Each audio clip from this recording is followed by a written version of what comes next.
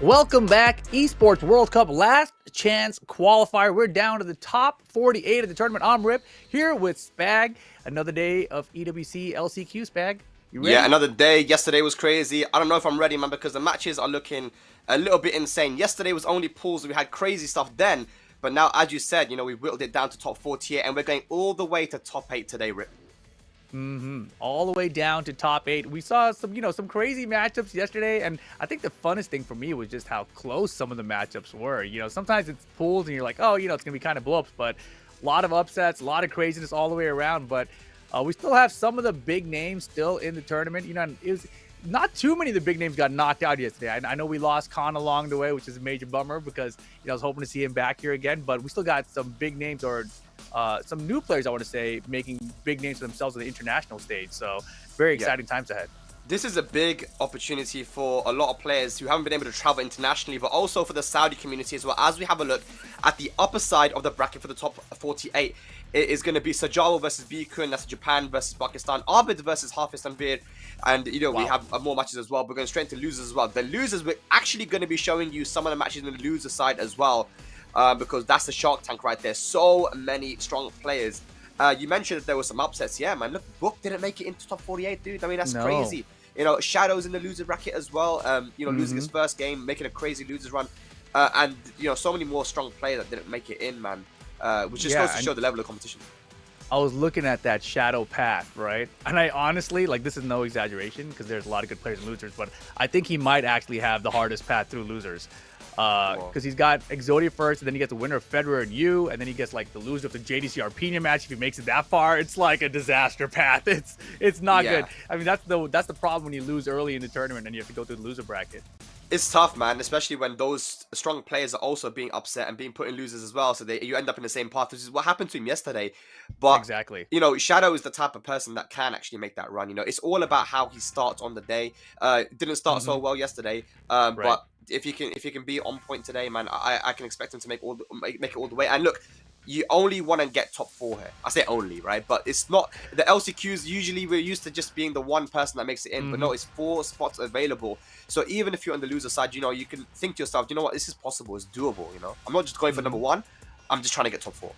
Exactly. And I think with that in mind, though, today we're getting down to the top 8. So this is day 2 of the LCQ for these players. They got to be in survival mode. I just have to make it through today, and then I'm one step closer, right? You're not there yet, but you're one step closer. And you're on the winner side of this, actually. If you get to the top 8 of the winner side, then you're very close, right? You're top 5 guaranteed, but you're still not there. So it's terrifying either way, really. You've got to survive today, make it to tomorrow, and then tomorrow you still have to bring your A game again. Yeah, we saw that at EVO Japan. That was the first qualifier for the Esports World Cup, right? We were both there watching. And Infested was one of the guys that made it into top 8 winners side, top 6 actually.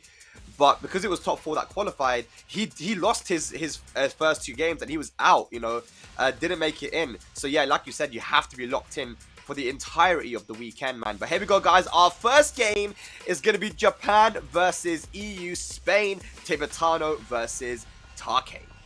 Exactly. This is a wild one, too. Taki had a crazy match.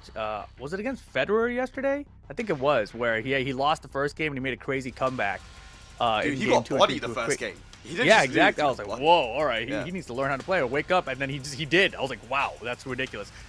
Tibetano actually had a good start. I forgot who he lost to, but he lost on the winner side of the bracket as well.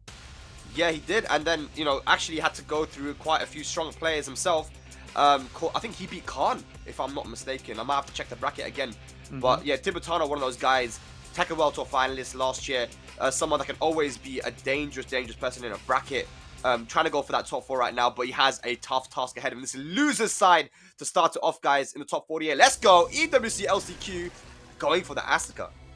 Yeah, bringing out this Asuka here. And he actually lost to Yamasa's Yu. So now he gets the other Yamasa member in Taki this time. So let's see if Tibetano can bring it back, bringing out this Asuka. And Japan, Yamasa. Yeah, it could be. I mean, in Japan, I remember specifically that their Asuka style was a little bit different, and they had so many Asuka players in Japan. So it might be a character that has a high usage rate out there.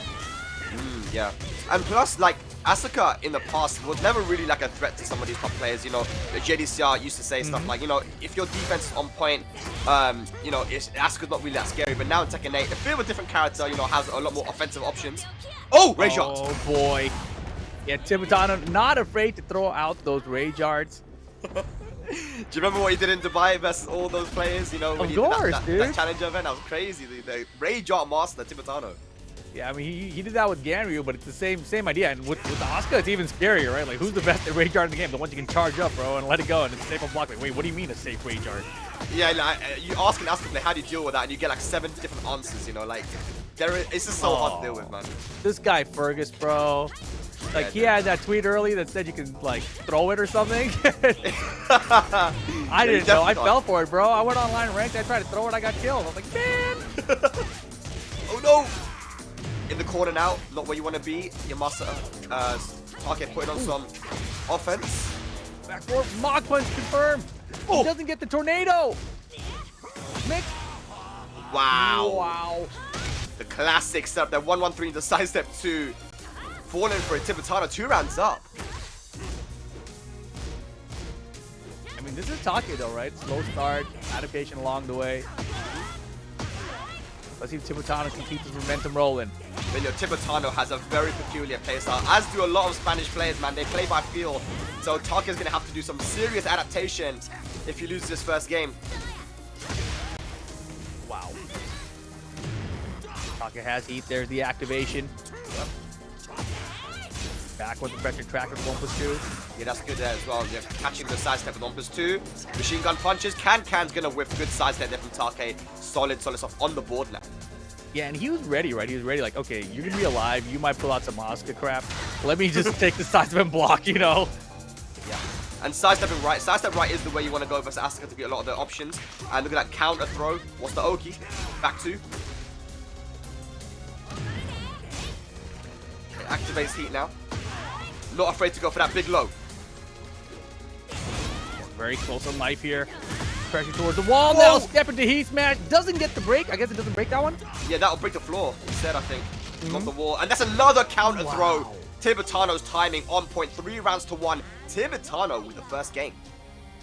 Yeah, that's exactly what he needs to do here, right? Taki's only going to get stronger as the set goes on. So getting this first game and banking it essentially. So now you just need one more. That's where you want to be. Yeah. I love Tibetano's mindset as well. You know, a lot of people were saying early on, Asuka's not really that good, blah, blah, blah. But Tibetano, you know, he's picked Asuka, said this is going to be one of my tournament characters and committed to it. Just like he did with Ganryu last year, and it worked out from qualifying to the final. So let's see if he can get the job done here versus Taki. Yeah, it's pretty wild, too, because he's also got that sick Claudio, right? And Claudio, I gotta believe, is a better character. Between him and Asuka is very strong in Tekken 8 as well. Yeah, I just think he played Asuka in Tekken 7 as well. Yeah, he feels like maybe in a first or 2, Asuka actually do the thing, you know, like, so it seems to be working for him right now. Oh boy, it's hella working for him. Yep, he's got the Nano Augusto as well, blue hands. Wow. Whoa! Walks around the heat smash for the launch, beautifully done. Yep. If there is a weakness of Asuka's, it's definitely got to be the tracking, you know. She does have, you know, a good homing moves, but her best homing move, the forward 4, is, it is a high. That's also a high there. Yeah. And talking out. Using jab to lock down Tibetano's, preventing him from step away from the wall. But doesn't matter, finds the engager anyway. Yep. Oh my god. I was going to say, Tibetano's done a really good job of not being counter hit, actually. But there it was, the first time. And straight into Rage Guard. I feel like he could have closed the wall here. He's pretty close. Yeah, I think he just wanted to get rid of the recoverable health and just go for a safe combo. Didn't want to risk dropping it. He's not going to be dead. Here. A lot of gray was on the side of Tibetano in that situation. No punish, late on the smash. And down 4. So once again, we're seeing the same thing we saw yesterday. Taki losing the first game, but you know, bringing it back. But there's a down 4-2 uppercut. Tibetano now going to take it close to the wall. Heat first for the extension. 2-3 for the wall carry in the corner now. Oh my god. That's gonna hurt. Still has Tornado available, full combo. Wow. Okay then. I guess not. Forward 3, trying to find that counter hit again, but Tibetano still has heat available, not going to be able to use it. Heat burst now activated by Taki. Wow. Oh my goodness, dude. It's pretty wild. Like, I know he's using for the tracking, but the fact that he's like getting the launches out of it. Oh my gosh, why would you whip like that? That was crazy. Yeah, big risk there from Tibetano. I don't think he was expecting such a good whiff punish. Taki on point. There's a heat burst. Taki with the spike there. Why not go for a little float to the wall? Get the wall move. Pass him to again. Not the best combo. Back 3. No punish. He's trying to go for 4-4-2. Oh Great my god. activation. You're talking about the step smash. Oh my gosh! Back walk for like 2 Can. seconds into cans. Set point now, Tibetano. Rip, he's facing elimination here, Taki. Wow, beautiful step. Gets the wild standing one. All right, let's see if we can get a proper combo now. Nice. Oh my gosh, I didn't expect the wall to be there. Crazy wall carry. A lot of recoverable health as well. Oh god. Good patient there from Taki. Step again, you're right. Is he gonna hold Did he it? hit anything? He's gonna hella hold it. Yeah, Taki's like back dash, just block, don't make a mistake. Yeah. Don't try and challenge it. Yeah, I mean, you're facing elimination here, right? Let's not forget for this round from the entire tournament. Wow. Good choice going to the elbows. Yeah, he read that counter. Punch counter in that situation. The wall's behind him. He's wall splat. He's like, no. Here's an elbow for you. Oh, that was so close. But Taki clutching it out and staying alive, going to the final game. And yeah, like you said, you know, Brian does have good options against Asuka's reversal, since he has that forward 3, which is a knee, and then the down forward 2, which is a nice elbow. So, you know, obviously Asuka can't reverse elbows, knees, headbutts, and shoulders and stuff. So let's go. Final game incoming, Ortiz Farm. Yeah, this is pretty crazy, man. Again, this is loser bracket action. Loser is eliminated from the last chance qualifier. Whoa. Damn, did run up whoopers too. Inner strength. You're gonna get the wall here. I think you should. Very easy. Cans. Nice spike. Didn't go for a guaranteed hit though. Don't know if I agree with that, but he has been spent now. No punish on the while standing 3. He got so lucky to get balcony broken there. It was a low wall splat. I don't know what he could have done. 1+2 again, but drops it. Ooh, combo is terrible. Uh-oh. Yeah, that could be oh, that could have been a jet up or 2. That's the Counter hit. He dropped it. He had it. He had the inner strength. He had the full combo. Could have had a balcony break twice, it looked like. That should have been Tibetano's round. Yeah, gotta stay composed though, man. Even though you know that should have been your round, you gotta have short-term memory and just crack on. Tibetano looking good still. Beautiful. Here's the low grade. This time when we get the balcony break, he's gonna keep the wall.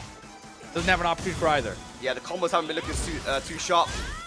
Plus frames, more plus frames. Legs. Really trying to find that counter hit, Taki. Good defense right now from Tibetano. Taki activating heat. A lot of gray here too. No. He's crazy, man. No! Oh my gosh! Come on, Yo, Tibetano. He Taki just throws is out the round, dude. ridiculous. Heat dash. He's got the lead, and the throw's gonna do it. Taki on set point. He just couldn't close out the rounds, Rip. That's 2 rounds in a row now that Tibetano should have won, but Taki's defense at the end of the round, too good.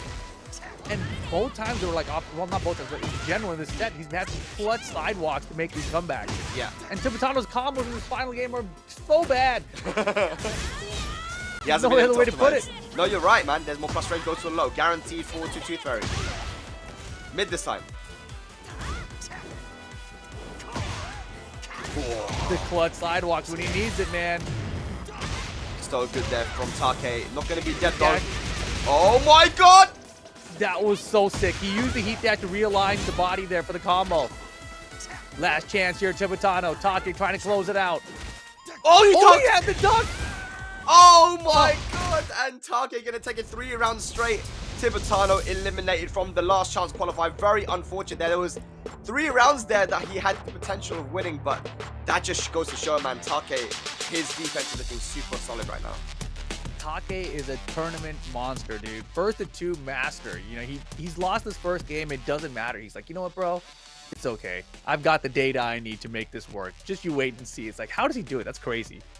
Yeah, look, it looks like he had that legacy knowledge. As you said, you know, you gave the history about how in Japan they have maybe not so much of an issue against Asuka because they might have quite a few where they play against. And you see that even at the end there, he did up forward 3 to try and play the keep out. And we saw the sidewalk left. Normally you want a sidewalk right, and that's up forward 3 from Asuka is actually one of the moves that she uses to track to her weak side, which is side step right. But so he was kind of really ahead of the game there. He knew, okay, he's probably going to play keep out with up forward 3. Let me dash in sidewalk left. He managed to sidestep it, got a massive combo, and that was basically the end of the round. That's incredible. If that's actually like the case there, where he actually even gave Tibetano credit, like I'm stepping this way, so you can go to your weak side, and I'm gonna step to your weak side just for that one reason. Like that point, like Yeah. Taki's ridiculous. If that was the full call out, man, that's wild. Yeah, because he was always sidewalking right and getting clipped by either the running 1+2 or other moves. Back 3 also is one of the moves from Asuka that can clip you when you're sidestepping right. So he just went left and it worked, and then you got a huge combo. So I think we might see that in replay. But again, big shout out I like to this replay though. Hit his knee, mock punch, boom, do it again. Okay. Yeah, I mean, both guys kind of dropped combos here and there, but just the amount of times we saw Taki just clutch when he was down to like a couple of hits away from death. Yeah, that's only comes when you're like a very solid, fundamental, experienced player.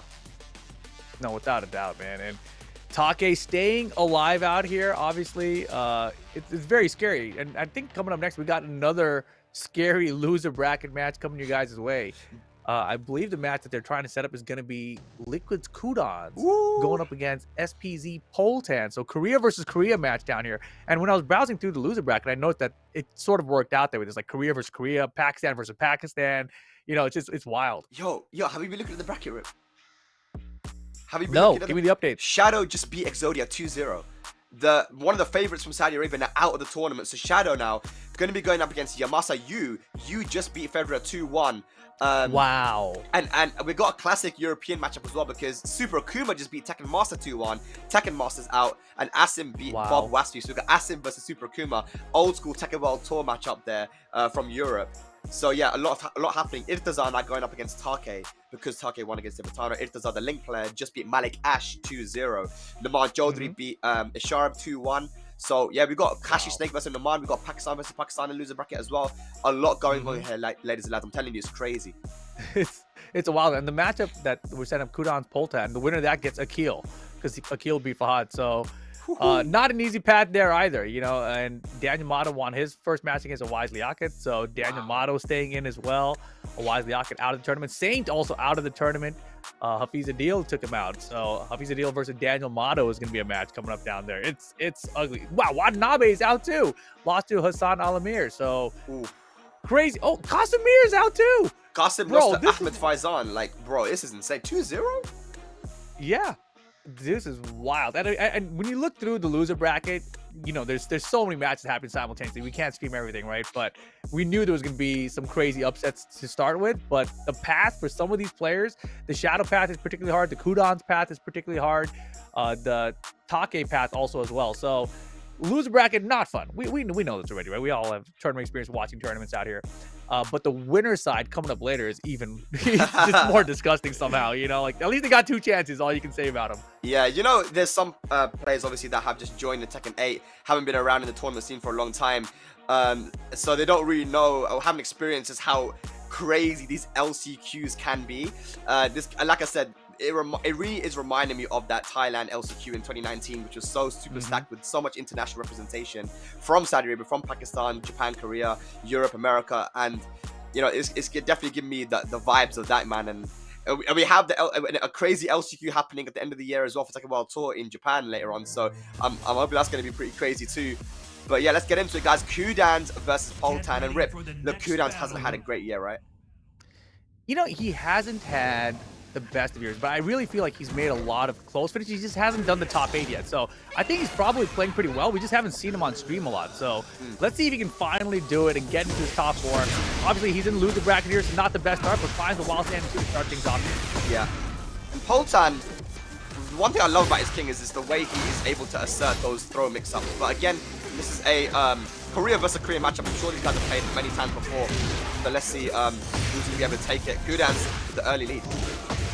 Yeah, and Kudan, he didn't really used to enter the ATL tournaments much, right? So he didn't get much experience out there. But Poltan was one of those guys who did make multiple top 8s in those tournaments. So he's got a lot more tournament experience, I would say, in Tekken 8 as well.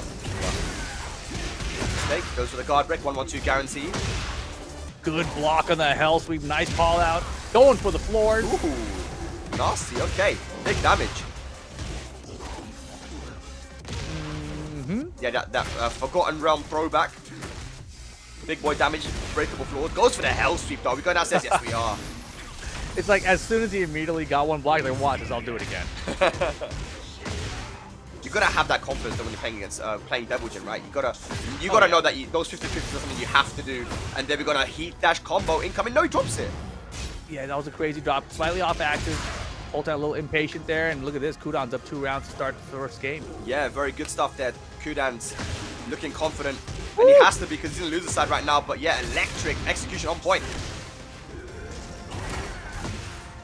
Wow. Nice armor, dude. That was sick. Wait a second. You can armor through charge move? That's cheap. That's like basically using a counter, except for just armor timing. Yeah, and King's one's pretty cheap as well. Look at this. Talk about cheap. Big multi-throw. He's not breaking it. Big damage.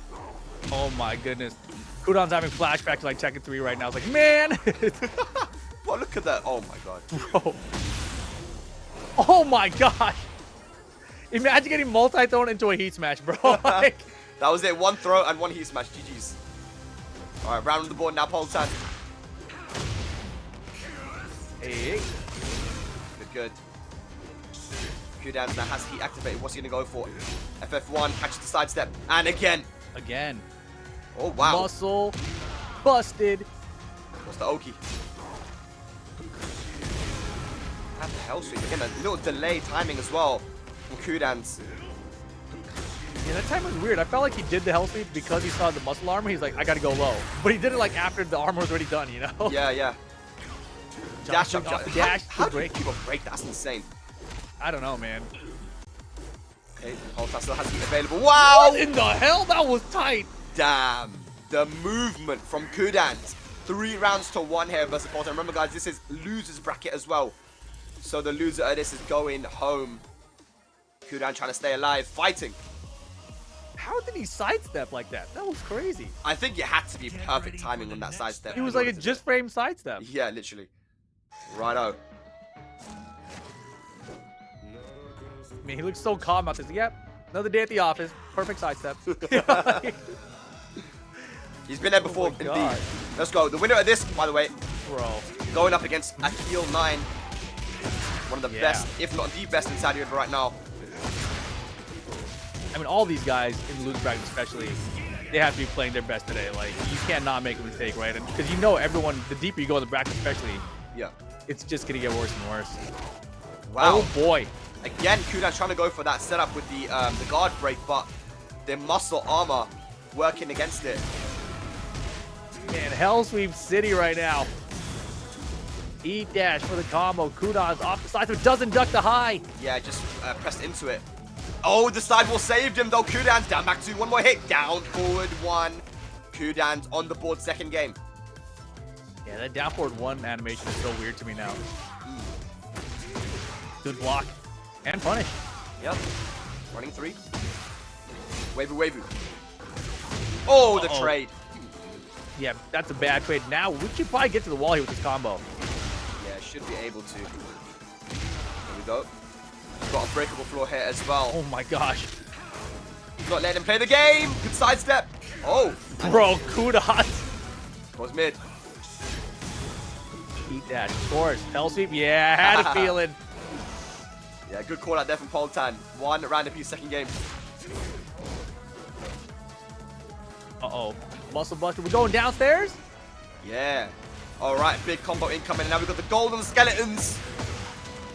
Gonna be some big damage potential. Indeed. Under the throat. Sidestep. 1-1-2. Bash punch combo. The Waivus! Oh, the trade.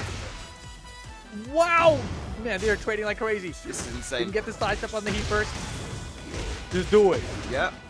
Has the wall split as well. Spike. Lasers. Kevin doesn't want the wall boom. Nice. Armor through the follow-up. Good call out. Yes. Would have lost the lower throw, right? Mm-hmm. But I think it delayed the run a little bit as well. So Kudan's, yeah, perfect call out. Trying to go for the throw there. Kudan just included on set point now. Hell sweep. Yo, charging it up. Kudan. Yeah. Can he get it done? Can he eliminate Poltan? Oh, man, he's it's just looking guessing good. correctly, man. Everything's working out for him. But try to go for that back two, not going to work out. Multi-throw time.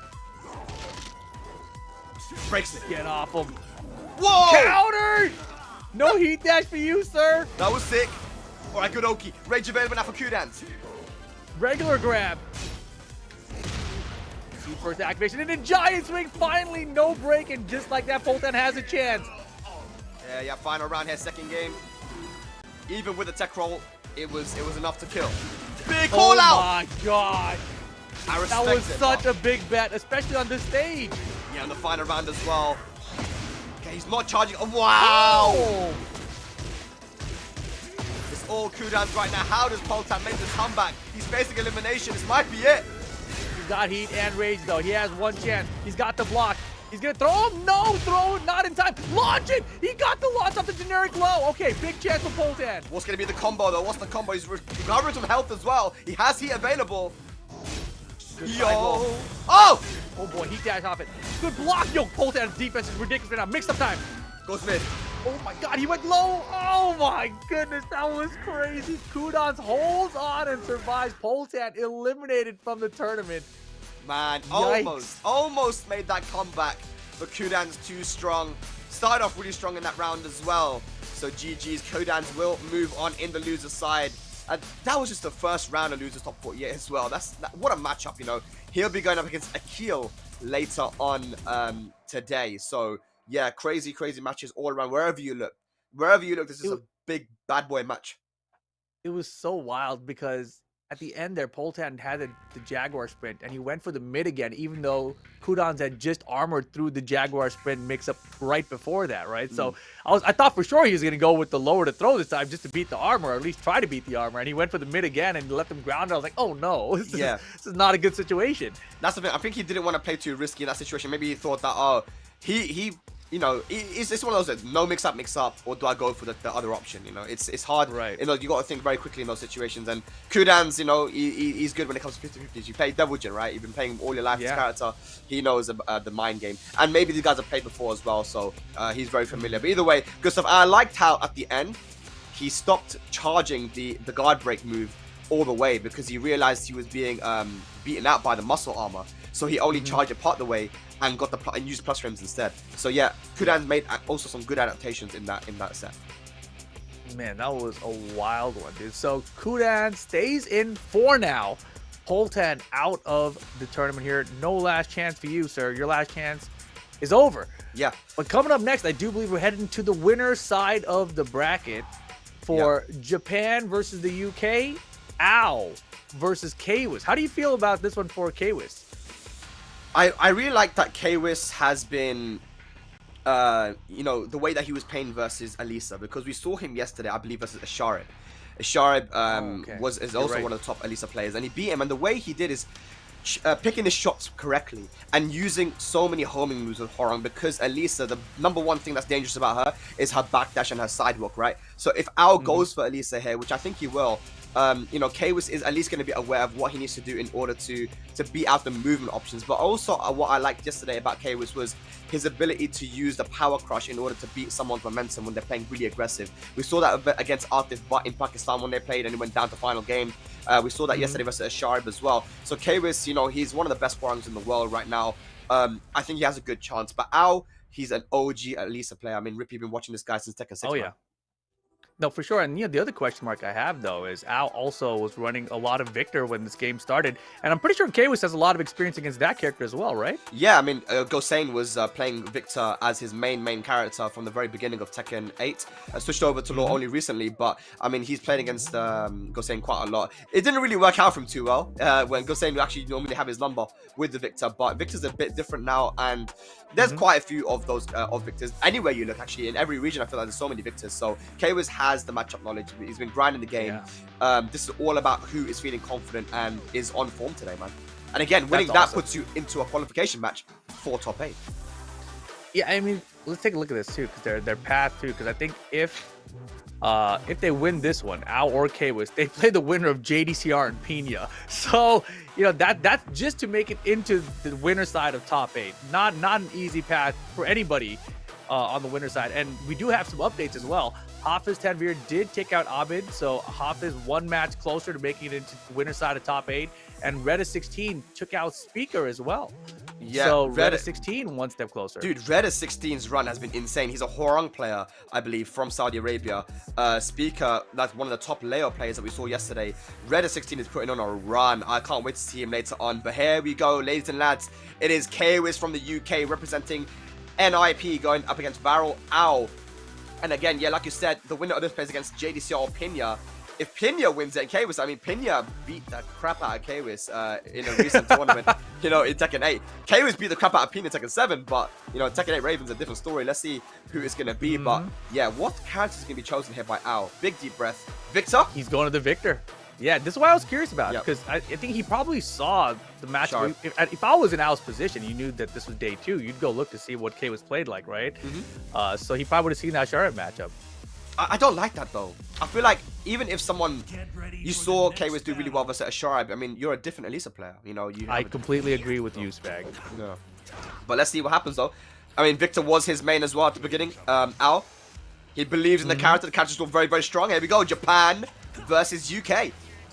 And yeah, this is why I was so curious about, because I do remember watching Kwis play against someone Victor earlier in the year, and he did so well against it. I thought, like, oh boy, this is a bad idea. He's got too much Victor knowledge experience. Yeah, he's going to be doing his thing, man. 8. He Dash. Look at the life. Oh, that was the throw right there. Activates heat. What's Al going to go for? He's got a lot of recoverable health as well. Down forward to the catch the movement, and Kwis taking the first round very convincingly. Yeah, very nice to see the down for 2 usage out of Boron too. I feel like everyone focuses on his kick, right? And the down for 2 stake mid launcher, he's always at it. And it's like, but there it is. And he's making every right decision right now. Kwis applying a lot of pressure. No ducking the down forward 1-1. It's okay, though, so has the life lead. Oh, beautiful. Ooh, plus right. It's funny because Al was kind of playing the spacing game as if he's still playing with Elisa. Uh-oh. Perfectly placed throw. Beats the power crush. Ooh. Okay. Wow. Setup City. That rage art is clutch. It's going to be enough damage. Yeah, I think that's dead. That's a cheeky setup, man. Wow. Ow. Taking the second round. Sick. I don't remember that one. Was that down back 1-1 into dash into rage art? Yeah. Man. I mean, it's really crazy to see it at this level, right? Like, it's something you expect to get away with, and maybe you steal an entire game with it, but using just round 2 is pretty wild. Nice sidewalk. Just say it. Just say what you want to say, man. Say it's a green axe What? setup, man. There's a green What are axe you setup. talking about? It worked, man. You know, it's fine. Mighty ruler. Mighty Ruler Al is... Nice. Wow. Oh, That should have worked. I think he was late. no. Yeah, counter it down back 4 though. Wall flat? Oh my goodness. Wow. It's got him. That was sick. Going for that that heavy low and finishing it with the down 4. Ow, just turning it all the way around. He has a great start for Kwis. That That rage rage art. art is turn the momentum. 100%. And gets that launch down as well. Out to the wall. Bon appetit. Pressure denied. Flamingo jab. Nice block. That's duck and punish there from Al. Is this going to be dead? I don't think so. I think he survives a little bit, yeah. Wait a Never second, he mind. ain't surviving nothing. Never mind. Ow. Wow. 3 rounds straight after losing that first round. And looking like he was going to lose the second round up until that rage art came and turned the momentum completely. Kwis now got some thinking to do. Yeah, that started off great. It looked like this is the Kwis that knows how to play against Victor, and then that one rage art moment. And then after that, it was like Al had all the side steps at the right times too. So defensively, very strong there. You know, the down jab versus power crush, recognizing he could duck it high after, get the full launch after. That was perfect. Yeah. Evil Arena now. We have the wall blast in play, and we might be using one of them now. There it is. Oh boy. Man, it is cool to see the Owl just switching to the Victor and doing well with it. Wow. Yeah, I mean, he was playing Victor for such a long time already this year. So, it's like I said, it's always good to have multiple characters in your arsenal anyway. And this should be the round, keeping it very simple with the shoulder. There we go. Ow now. 4 rounds straight. Yeah, he's on fire right now. Good down forward twos though. I mean, K-Wiz has had a lot of mileage out of this down forward two in this set so far. Yeah, he's been able to catch Al coming in and also sidestepping into buttons. I kind of feel like he should just stick him down for two, which makes no sense, but like it's gonna work. What a sidestep on the down back 4 as well. Running 3. And for Aldo, less heat. Oh my gosh! No way. Can he kill though? That's the question. He has the. Oh, he doesn't need it. Wait. Oh, my face burst into it. No way. Oh, is that gonna work? Is that gonna hit? Oh my god. Yo! He knows, the combo. Bro. He knows what to do and also just throw him face first into the wall boom. And is that enough? It should be. It's not. No, it's not enough. Too many hits. And the wall boom scaling. Wow. Oh my gosh! He messed up the punish. What? He's super late.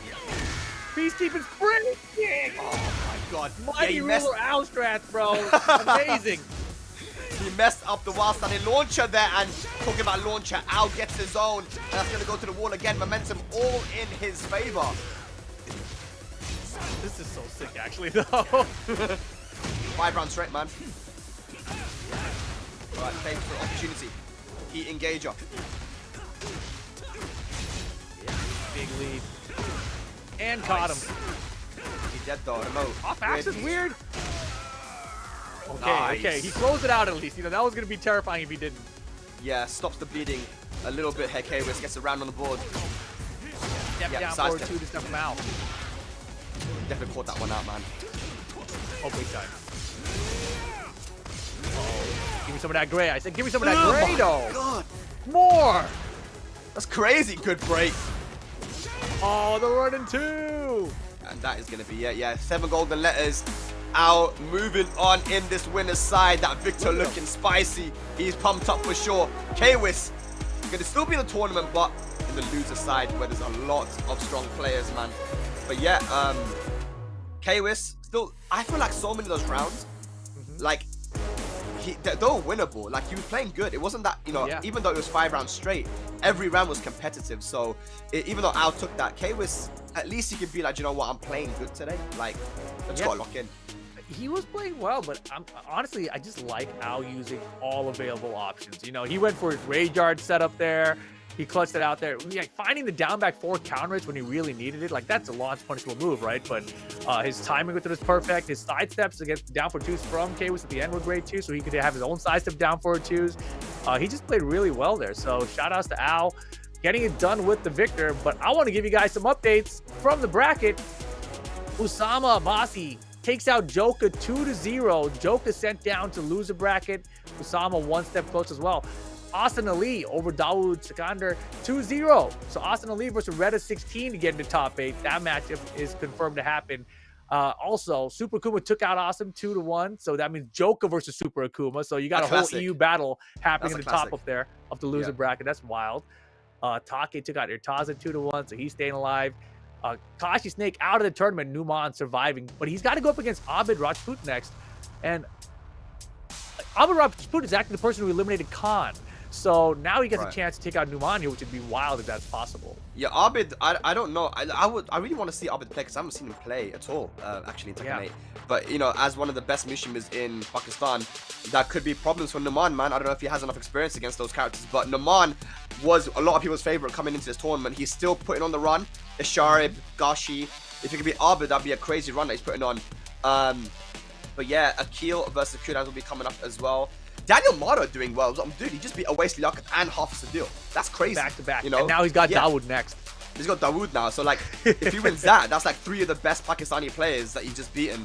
You know, we haven't seen Daniel on stream yet either, but he's putting on a clinic right now. Shadow beat you. Okay, so Shadow beat me? Yeah, he beat you, man. Yamasa you. He's now going to be in the 3rd round, and he's playing the loser of JDCR Pinya. JDCR and he's playing the loser of actually JDCR Pinya. Yeah, that's crazy. Okay, has he played against Pinya before? I don't know actually. I mean, the path to Shadow is crazy, right? He beats Exodia 2-0 today. Then he beats Yu 2-1. So Yu is out of the tournament as well. And now coming up next, or not next on the stream at least, but his next matchup will be either JDCR or Pinya, whoever loses that one. And that match I believe is happening currently as well. Yeah, I'd love to watch Joker versus Super Akuma. I've seen these guys play so many times in Tekken 7, right? Most famously at I think it was CEO, where Super Akuma took flight, where he just like he won. He bounced out of the seat. That was so sick. Yeah. But One it's of my Tekken 8 favorite now, right? pop-offs, actually. That was, I think it because was they a were in funny the ring, you know, like the boxing wrestling ring, and so it's got like a little bit of a bounce to it. So when he popped, it was like boing, like. And even Joker started bouncing as well because of that, you know. So it was that funny. But yeah, these matches are all so sick, man. And look, let's have a look at what's coming up next. Actually, oh, okay, looks like your boy's coming up, Rip. Shadow. Potentially, yeah. Shadow Potentially, 20Z. yeah. I think they're Potentially waiting coming for up the next. outcome of JDCR Pinya matchup, and then the lose of that one will play against Shadow. I think that they want to try to set that up for stream, but you know, timing of matches and how they're going, hard to schedule essentially. And by the way, though, T1 S and Ali, super unlucky, wasn't able to go to Korea. He had the visa, but there was an issue with his flight. That's why he couldn't go to the Korea Master event and potentially qualify there. But he just beat Dawu 2-0 to make it into the top 8 qualifier against Reda 16. S and Ali, by the way, who was also second place at the Bars Gauntlet and has been just getting so many good results within Pakistan. So unfortunate that we don't get to see him more often travel to the international tournaments, but he is certainly one of the best players in the world, man. That Shaheen is so strong, man. No, he is ridiculous. And I think my favorite part about him is that, like, I know of him as a lay player. So it's like his character's not even in the game, you know, and he's just dominating, like, through all these tournaments, like, placing so well. It's ridiculous. Right now, one step away from making winner's side of top 8 if he can get past Reda 16. And this just in, JDCR beats Pinya 2-1, so it'll be JDCR versus AO to make winner's side top 8 as well. Wow. JDCR, man. I know there's a lot of people rooting for him, man. JDCR, I know you guys are out there, man. The fans. KC JDCR is one set away from making it into tomorrow's top 8 in the winner's side that we probably will see later on. But yeah, that does mean that, yeah, it's going to be Pinya versus Shadow 20Z, which will potentially be our next game on stream. Yeah, we're trying to set it up. I mean, also, if you're in like Pinya's position now and that just happened, you're like, man, I gotta go play on stream now immediately against Shadow. I just lost to JDCR in 2-1. So a rough situation, right? It's a rough one. Like, what's the mindset about that though? How do you think it affects the players? Like, Shadow just won his set 2-1, but Pinya lost. I mean, do you think that makes like a massive difference when you have to play straight away? I think so. A win versus a loss? I definitely do. Yeah, exactly. I think if you're winning, you're playing well, you're getting it done. But when you're coming off a loss, you're still thinking about, like, what did I just lose to? You know, and especially when it's 2-1, you know that you could have won, right? So the thoughts about, like, what went wrong exactly are still in your mind. And sometimes that affects your next set, like, you know, maybe even subconsciously. Yeah. Man, Shadow has been traveling all around the world as well, man. Shout outs to him because it's not easy to do that, you know, with the amount of air miles this guy's got. I don't even want to know, man, because he's been going to so many different continents and running it and doing well too. So as much as I meme you guys, I'm supporting him. I'm rooting for him. I want him to do well here, and you know, try and get closer and closer to that qualification spot for that top 4. You know, if he can play like he did yesterday after losing that first game, he can do it, man. He's already put on a crazy run in his loser side. It's a ridiculous run that he's had already through this loser bracket. I mean, a lot of the names that he's taken out, like, are matches it could have been like, he basically has had a top 16 match for every single match since he lost on the winner side of the bracket for his first match of the day, right? Yeah. So really crazy opponents he's had lined up in front of him. This no exception here, of course. Got to go through Pinya, which is going to be pretty difficult for him. You know, we do have some good Raven players in the United States as well. So we'll see how much experience he's had against it. Yeah, let's just talk about his run quickly, though. If I can just say, he beat Tora, which is one of the strongest Fang players in Saudi Arabia, 2-0. He beat Book 2-0. He beat Obd 2-1, who's one of the strongest Law players. Then today, he beat Exodia, who's, I guess, top 3 in Saudi Arabia, 2-0. Then he beat Yamasa Yu 2-1. That's his run so far and loses Rip. And now he's playing against Pinya. It's looking good, man. I wouldn't say it's looking good. I'm saying it's looking hard. You know, like, it's looking incredibly difficult and stressful is what it's looking like. The run is looking good, though. The run is great. The run has been fantastic regardless of the outcome, right? But it is hard. He's a couple matches away. Like, he's still 3 matches away from even qualifying for the top 8 right now. That's how you sound nervous, Rip. Why are you sounding nervous? I'm not nervous. Relax, bro. He's got Pinya in front of him, bro. It's all right, man.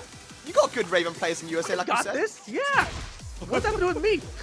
Let's go, Shadow Claudio. Oh boy, beautiful sidestep there. It's not over yet. Oh, no dot. Yeah, the down back 2-1 especially. And here comes heat activation from Shadow with Rage. Got caught. Step in. Okay, first round of Pinya. And again, we saw Raven play yesterday as well with Ikiryu, and one thing that we were talking about was Raven in Tekken 8 now has all these extensions from pokes that he never had before. And if you're not ready for it, then it can really, really kill you. Yeah, Shadow's got to be careful with these high moves. Easy Pinya's looking for it. Yep. Oh boy.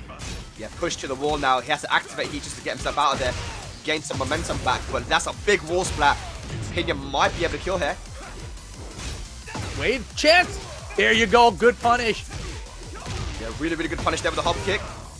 Gonna recover some health, has rage available as well for the extra damage, and utilizes heat. What the? Wow.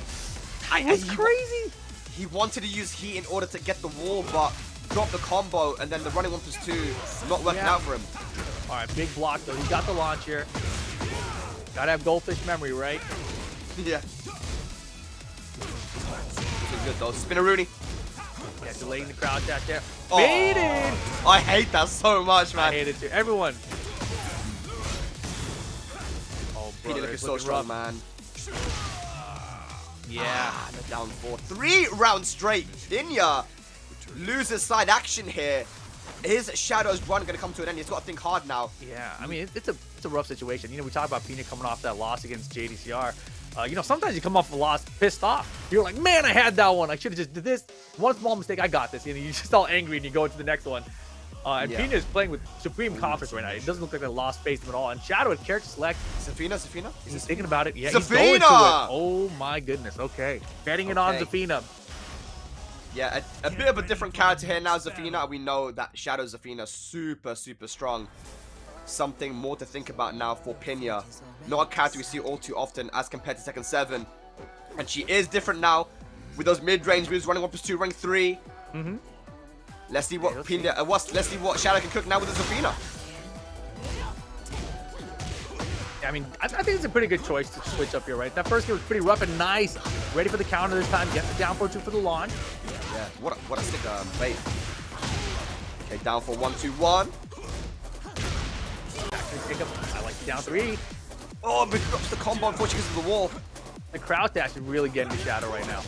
And Pinya recognizes it.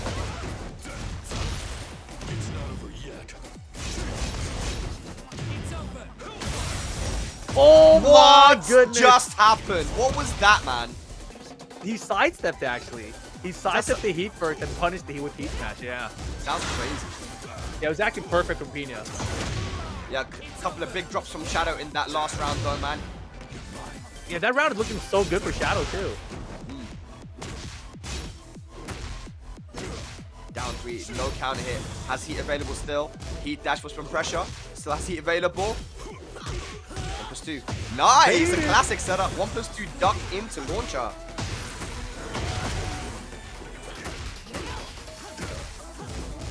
Damn, Shadow hits the golden oldies, bro. Oh, Wow. pressure. No punish. So risky, dude.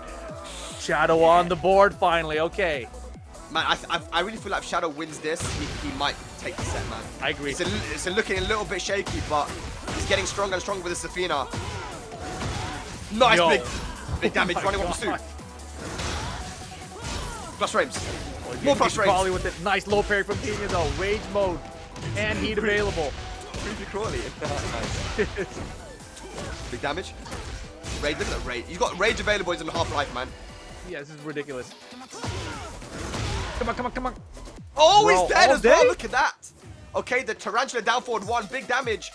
Shadow, 2 rounds to 1. And Pinya doesn't know how to punish 1-4 on block either. It's one of those ones where you have to lab. Okay, okay. Good parry. Down 3. Yeah, it's gonna be save and block, right? He's like, all right, I'm just in the mix situation. Good, that was so good, man. He broke the one throw, immediate sidestep for retaliation. Doesn't get the combo off access though. Raven has funny combos sometimes. Yeah, and he's not blocking his down 3s either. Down 3 actually is reactable if you're super on point. And that is a -14 punish. Perfect. Wall! Nice. Gotta guess here. do it, bro. Oh my. Oh, Wow. big whiff! Oh, that could have been a launch, but he dropped He's it. still alive. He's still alive. Last chance. Oh my god, 2 last chances. Oh my god! Goes mid, and Shadow clutches it out. Insane. To tie it up 1 apiece. He made it a 50-50 situation. He made the right bet, and he ties it up 1 apiece. The Zafina pick paying off. Oh, I'm telling you, man. Look, Shadow. Now all the pressure is on Pinya. Yeah, and you can see his face there. You could see the pressure on his face. So that was a big turn of events because he looked so confident in game 1. Yeah, look at him. He's feeling the pressure now because he was just on the winner's side of the bracket a second ago, right? Came down losers, won the first game like nothing, and now all of a sudden he might be eliminated. That's what's going through his head probably. You can always see the emotion on Pinya when he plays as well. He wears his heart on his sleeve. We're on the Coliseum of Fate now as well, so walls are not going to be so close. But I'm telling you, man, Shadow Zafina was getting stronger and stronger. There were a few drops here and there, but becoming more and more refined. Now it's going to be danger for Pinya. Wasn't punishing properly either. Wasn't blocking the down 3s like other players do. And again, recognizing the counter situation.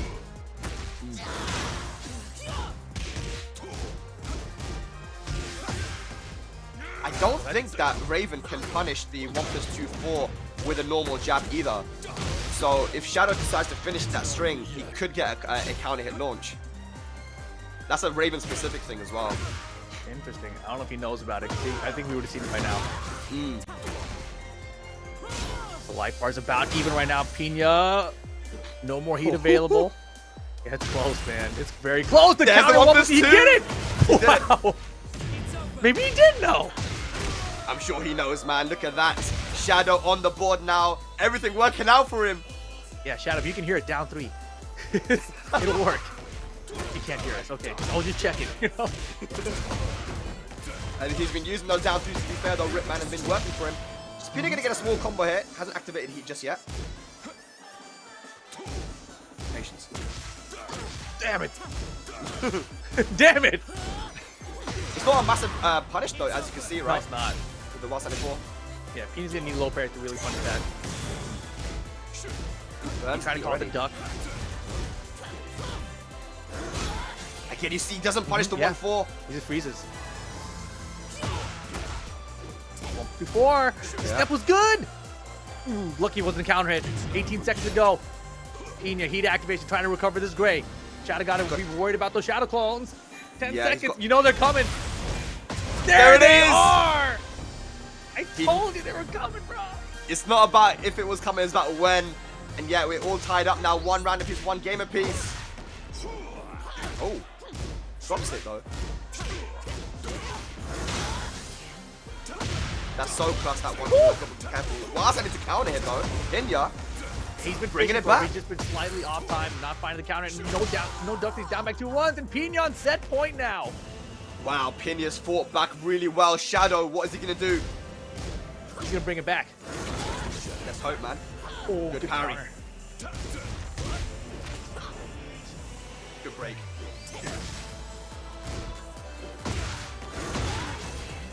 Okay, got some tarantula pressure here now. No duck again. Punish. Heat engager. Big lead for Shadow. Still has heat. Full crouch mix. This is where Pinya got a lot of miles in game number 1. Got heat available. No heat dash. Oh my gosh, bro. He smashed. Bro. Back 3. Not dead. No. It definitely isn't over yet. I'm so scared. Looking for that keep out. Be careful. Oh, the jab. Final round. Shadow versus Pinya. Loser bracket action. Someone's going home. It all comes down to this. Whose Esports World Cup dream is going to stay alive here? Counter hit. Counter. Confirm. Guaranteed. The engage is good. Shadow half-life bar lead. Pinya out of range. Big lead for Shadow. Nice sidewalk. Pinya did confirm. Oh my god! The back-to parry. Shadow gonna take it in the final round and progress on in this LCQ. Unbelievable. Unbelievable. Shadow 20 stays in it. Holy moly. We did it, chat. We did it.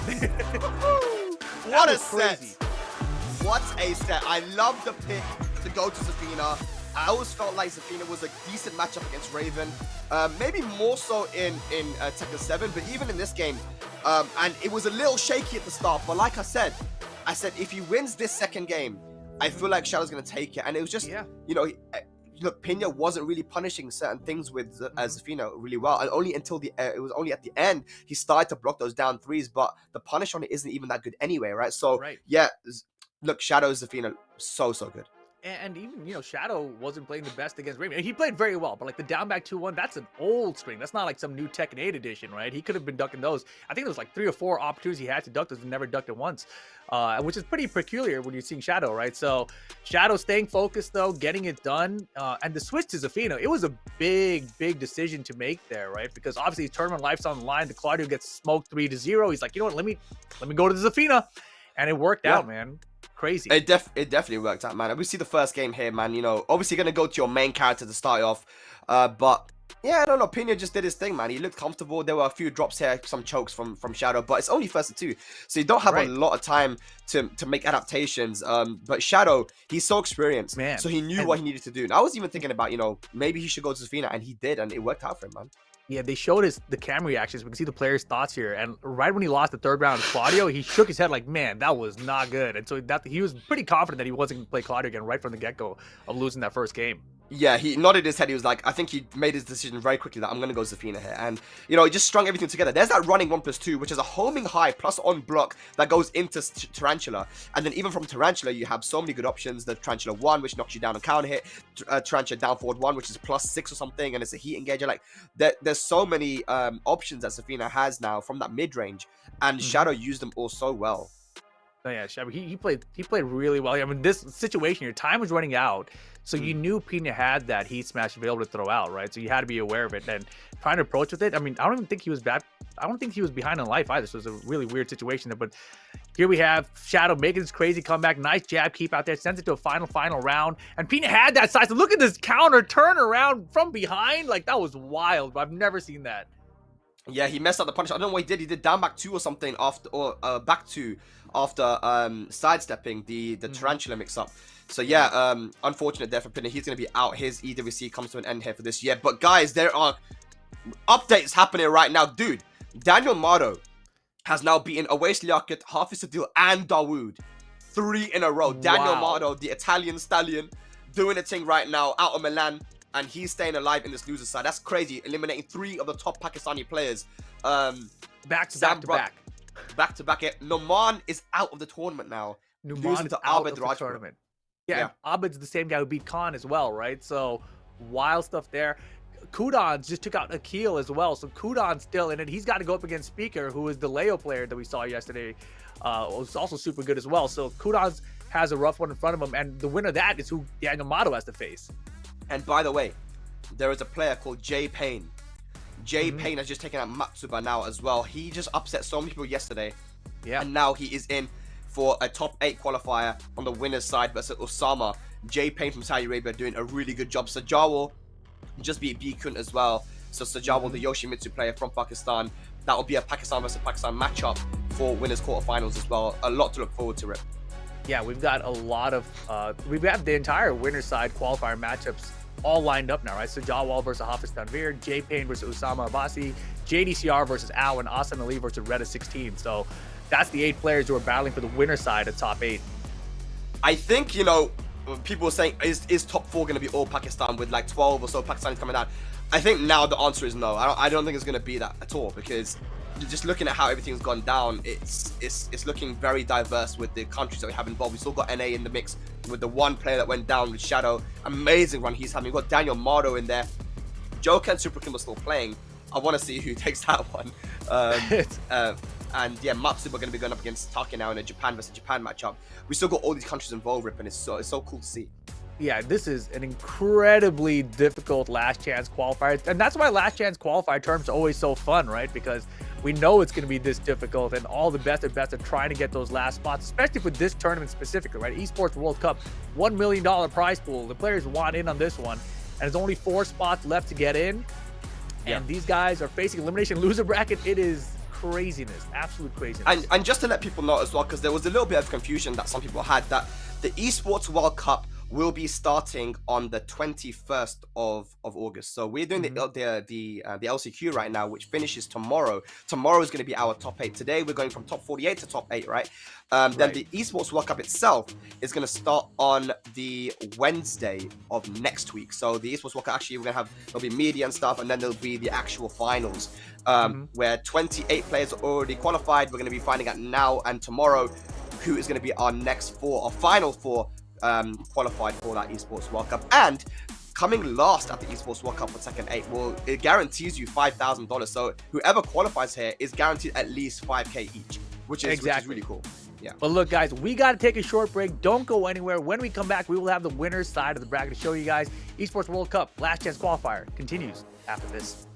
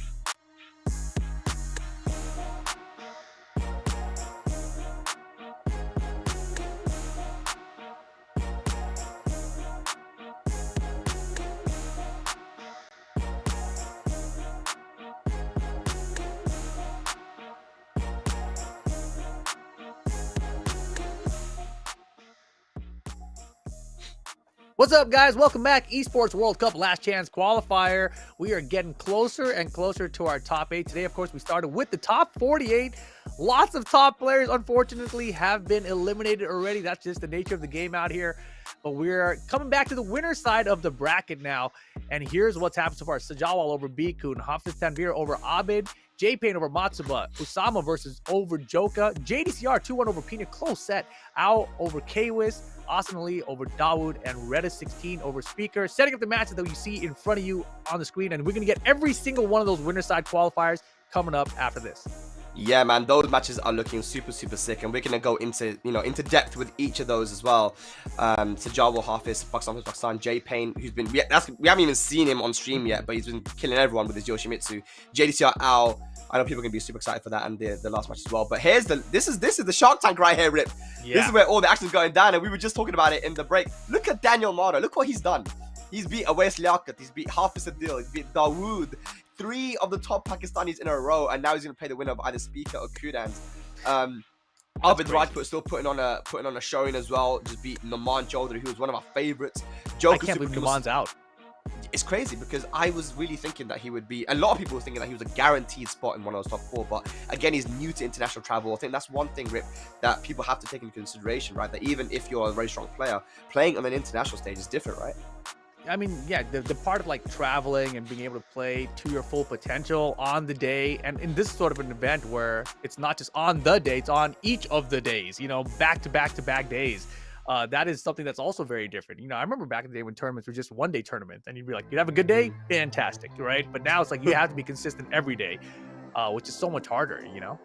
Yeah, you got to look after yourself, make sure you get enough sleep, and eat well, all that kind of stuff. There's a lot to look into, and I'm looking into this bracket right now because I'm trying to find out what's going on with this Joker. Super. What happened? Oh my god! What happened, Spag? Super Kuma just beat Joker 2-0. Joker is out.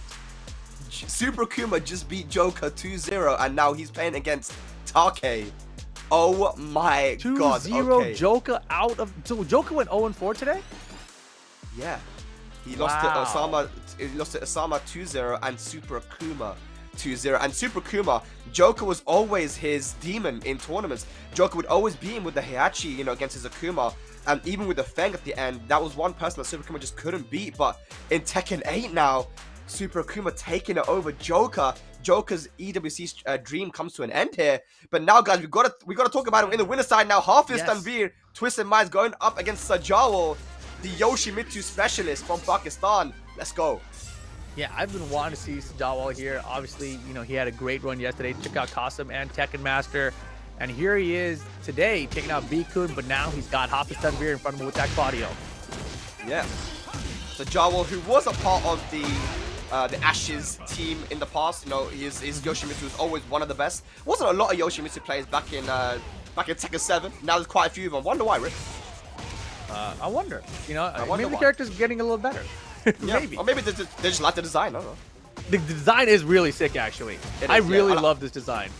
This one is cool. The Green Goblin.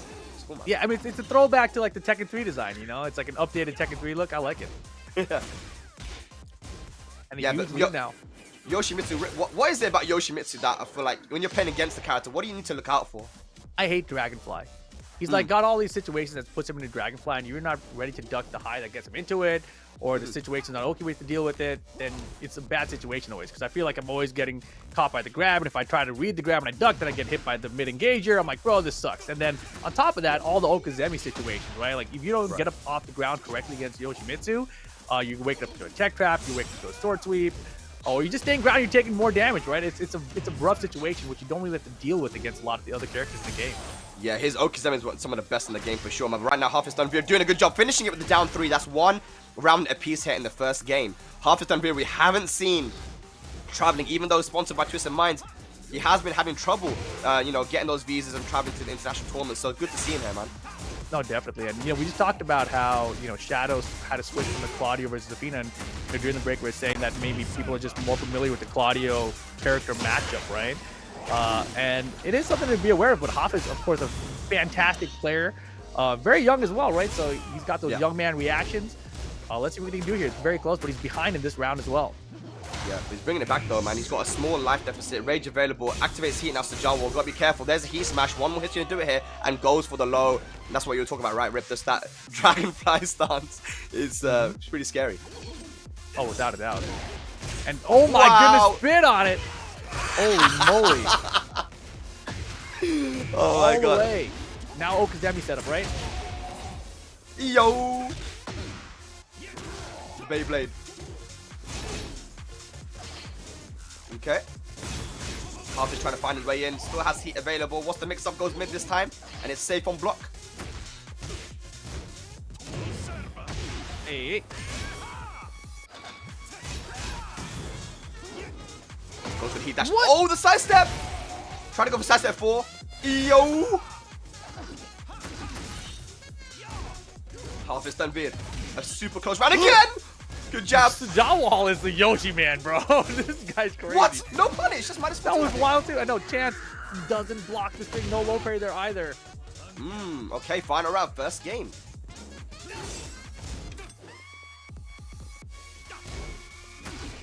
Uh-oh. You see Half is being very careful on how to get in because you don't want to get hit by that flash or the spin. Yeah, it doesn't seem like Sajawal is a flash happy Yoshi though, right? Yeah. Third hit, yeah, on the delay. Hop is ready for it. Okay. Counter hit. This might be it, Rip. It should be. Heat dash combo. Yes, sir. Hop is game number 1. Yep. Big sigh of relief there from Hafiz Tanvir. And by the way, guys, Hafiz Tanvir, you know, we talk about people who get a little bit, you know, nervous when they're playing international tournaments. His first international tournament was Tiger Uppercut last year, where he beat CBM, Knee, and Arslan Ash. His first international, dude. I mean, this kid is definitely special, man. He's one of the best in Pakistan. Is that, I don't know who that is. Is that Abid giving him some advice up on... See. Yeah, I think that might have been Abid. But yeah, Sajawal locked in right now. We're in the Coliseum of Fate. Hafiz was the shrug after beating Arslan, right? Yeah, I think so, yeah. that was really funny. But yeah, let's see how he does here. He's a 1-on. This is a top 8 qualifier, winner side of the bracket. Yep. Hafiz looking very good now, man. Eased his nerves a little bit there in that first game, I think. Big damage. Oh, 7 gosh. borderless. Yeah, the perfect, man. This character is so good, too. Yeah, Sajawal's got to pull it together now. Yeah, that was actually really good spacing. Didn't whip much. I feel like with Yoshi, you got to be looking for back 2-2 in that situation. Yeah. Especially like right start now. of a round for your heat engager. Ooh, yeah. Starts bringing out the flash now, and there's that unbreakable throw from the stance. Big whiff. Oh boy. Yeah, that was a huge whiff. Is this gonna be dead though? Bro, this Massive wall crazy. carry too, man. Oh, he doesn't get the ender. He's alive. Damn, actually ended up hitting him back turn. That's funny. All right, 1 round apiece. And we're finally starting to see Sajawal go for those defensive options like the flash and the spin, just to make Hafiz Tanvir start to think about his offense a little bit more. There's that back one though, a very good option against Yoshi. Yeah, looking good so far in this round. And Hafiz taking it slow. I like it. Oh my goodness. Yeah. You definitely have to take it a little bit slow versus Yoshi sometimes, just because of those defensive options, right? But goes for the throw. And you can see these Shoryukens coming out from Hafiz too, spending the rest of his heat there. The Starburst is safe because he has heat. Yep. Running 3. Activates heat now. Rage available for Hafiz. Side step 4. Running 2. Whoa! He's spinning so much. Finds the... Oh my goodness. Enough damage. Yeah. His cash outs for heat have been so good. And he used to spin quite a lot. You know, it's my first time seeing Sajawal's Yoshimitsu. So I feel like every Yoshimitsu plays pretty differently with their stances and everything. And he seems like a spin happy Yoshi. Is what I'm seeing so far. When a Yoshi main tells you that they think that something needs to be nerfed for the character, that's when you know it. You know, Kaden Trench was telling me like, bro, spin is way too strong. I think they're gonna nerf it. And then the patch came out, they actually buffed Yoshi, and he was like, oh, I wasn't expecting that. You know? and then he qualified for EWC. You know. Well, a big leap to Sajawal here, trying to go tie it up for 1 apiece to mid out of the Dragonfly. Yeah, it's gonna be tough, man. No heat. We're running 2 big chunk. Whoa! That was such a clutch step. Okay, utilize the Starburst. He has heat available. I'm sorry, Rage are available. Oh, wait. Wow! What Side a comeback! 4. Yeah, the damage off it too with Rage. It must have been a counter because that was a ton of damage. And just like that, it's set point for Hafiz Tanvir. Yeah, it was so clever as well. He knew the combo to go for, and he had the Oki as well, so didn't want to go for the Rage Art. Flash whiffs. Got him. Didn't want to confirm with the heat just yet. Go for the heat burst instead. That's nice. Oh, it's done. Not done. Oh, it's hella done. It's hella done. Yeah, that's it. Yeah, Hafan somehow clutches it out. Amazing stuff. Is going to move into top 8 on the winner's side tomorrow. Twisted Minds, Hafan. Sajawal still has some work to do. Yeah, Sajawal still in it then. But look at all these players chilling out here at the lounge, watching these matches. Some of them eliminated from the tournament already. Some of them still in. There's Kwis. I saw you. I saw Al a second ago as well. So everyone's watching. There's Akil as well. Man, it looks like a crazy stressed out tournament from just look at everyone's reactions and expressions out there.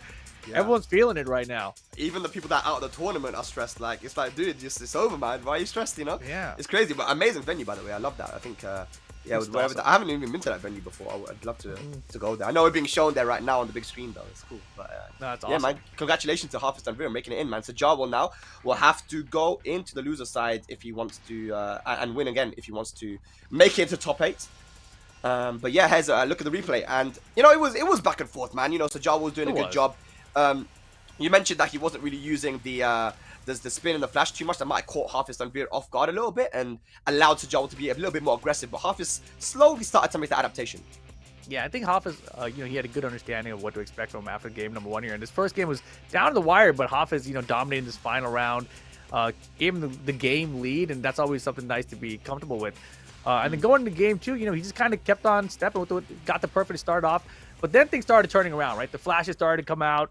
Sajawal started putting pieces together. Obviously, the Dragonfly had a lot of success, to be honest.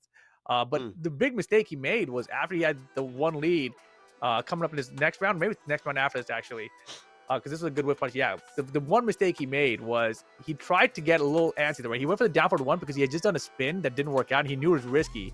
So he went for the safe down forward 1, but Hafan had the sidestep, pulled the trigger, made the crazy comeback, and then final round situation, you know, just everything went right again for Hafan. Yeah, just so much composure from him as well, man. Just the experience, and I've seen how this guy trains, man. You know, I was in Pakistan this year as well for the Bars Gauntlet, and you know, going to that Maniacs, shouts to Maniacs to the arcade. We were there as well a year ago, right, Rip? And you know, just the environment that this guy plays in. You know, he's there, you know, in the hot evenings of Pakistan, in Lahore, just like grinding it out with the best players in the country, and it's crazy. That's why he's at the level that he's at, man. So shouts to him. He will be our first qualified player for the top 8 in the winner's side, and we're going to be going into our next matchup, which will be Reda 16 going up against S and Ali, I believe is going to be the next one. And that's cool because we actually haven't seen either of them on stream yet. Yeah, Reda 16, you know, he beat Malik Ash and Book, actually. So he's the person who sent Book down to the loser bracket. So today he took out Speaker, who's the Leo player we saw that did very well yesterday. And Asan Ali, you know, I'm excited to see in this tournament so far. He's taken out Taki, he's taken out Yo's 99, and took out Dawood as well. So he's having a very good run right now. But Reda 16 is kind of the wild card, I think. He's a wild card, man, and you know he's been able to get some wins in tournaments. His Hwarang is very, very strong. I don't know if he plays other characters as well, but again, just looking at the run he's had this tournament, and I think as a Saudi community, you want to put on a good performance. You know, you want to show the world. The world's watching right now. It's the Esports World Cup, right? So everyone's watching, and you want to put on a good showing and show the world why Saudi Arabia is a force to be reckoned with. So I think this is a big opportunity for him to rep the country and beat someone like S and Ali, who is considered to be, you know, top 5 in Pakistan, man, one of the best in that country right now. And looking at the way he's playing, the people he's beating, just beat Dawood 2-0 as well. This is going to be a high level match, man. Yeah, this is something I'm looking forward to. This is one of my favorite parts about this event, right? Because we're seeing players who we've seen maybe a little bit, like Asan Ali. I've seen a little bit of him on the international stage. But in this kind of a high pressure situation against someone like Reda 16, who we are much less familiar with, it's a great opportunity for both players, you know, to put their name out there for everyone and qualify for this top 8. And again, though, top 8 is great. But in this LCQ, it's not the end of the road, right? Like, it's not enough. And that's the big deal for everyone here. Talking about top 8, though, Rip, we've got some updates. So, Kwis actually lost to Ahmed Faizan 2-0. So, it wasn't Shadow versus Kwis. It was Ahmed versus Shadow. But Shadow just beat him 2-0 and is 1 set away from making it into the top 8. And he will have to play against the loser of J Pain and Usama in order to make it in there. So, it might be either Yoshimitsu or Dragunov, Jun. So it's going to be hard either way, but Shadow is putting on a run in this loser's side. Daniel Mato still alive as well in that loser, putting on his own run too, waiting for the winner of Kudan and Speaker from Saudi Arabia. Take just beat Super Kuma 2-0, so Take now is 1 set away from top 8 as well. Ahmed Rajput currently playing Sam Brother. But let's stop talking about that right now and move on back up into the winner's side, guys. T1, Ehsan Ali, one of the strongest players in the world with that Shaheen, finally being able to travel to an international tournament.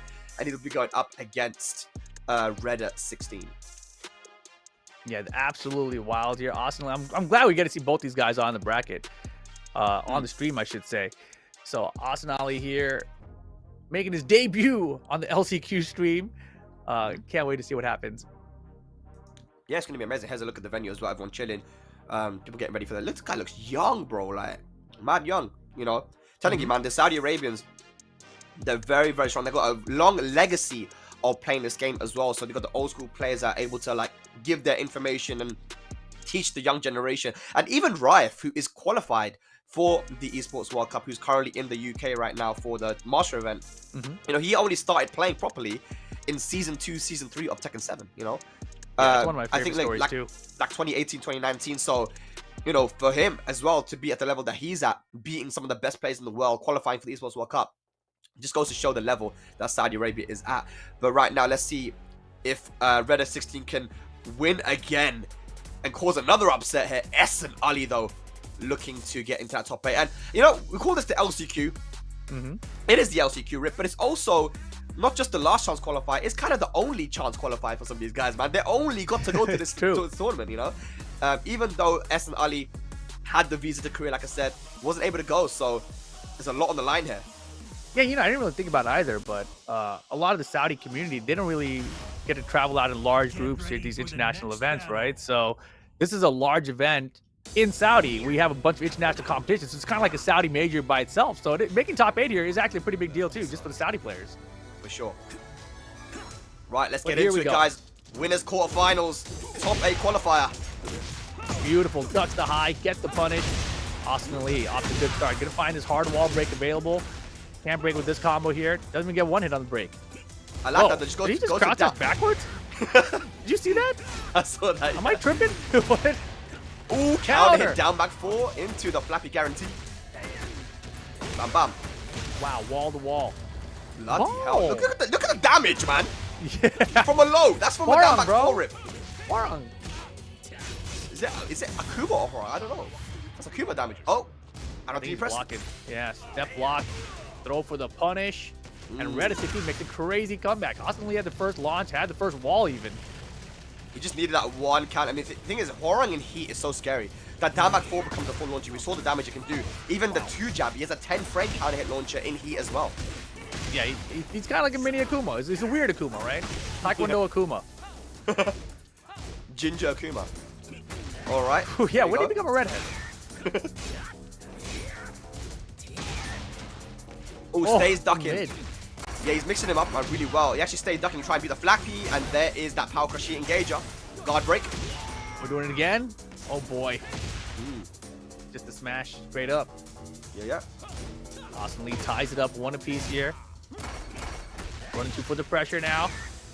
And that armor get off me. His armor's really good.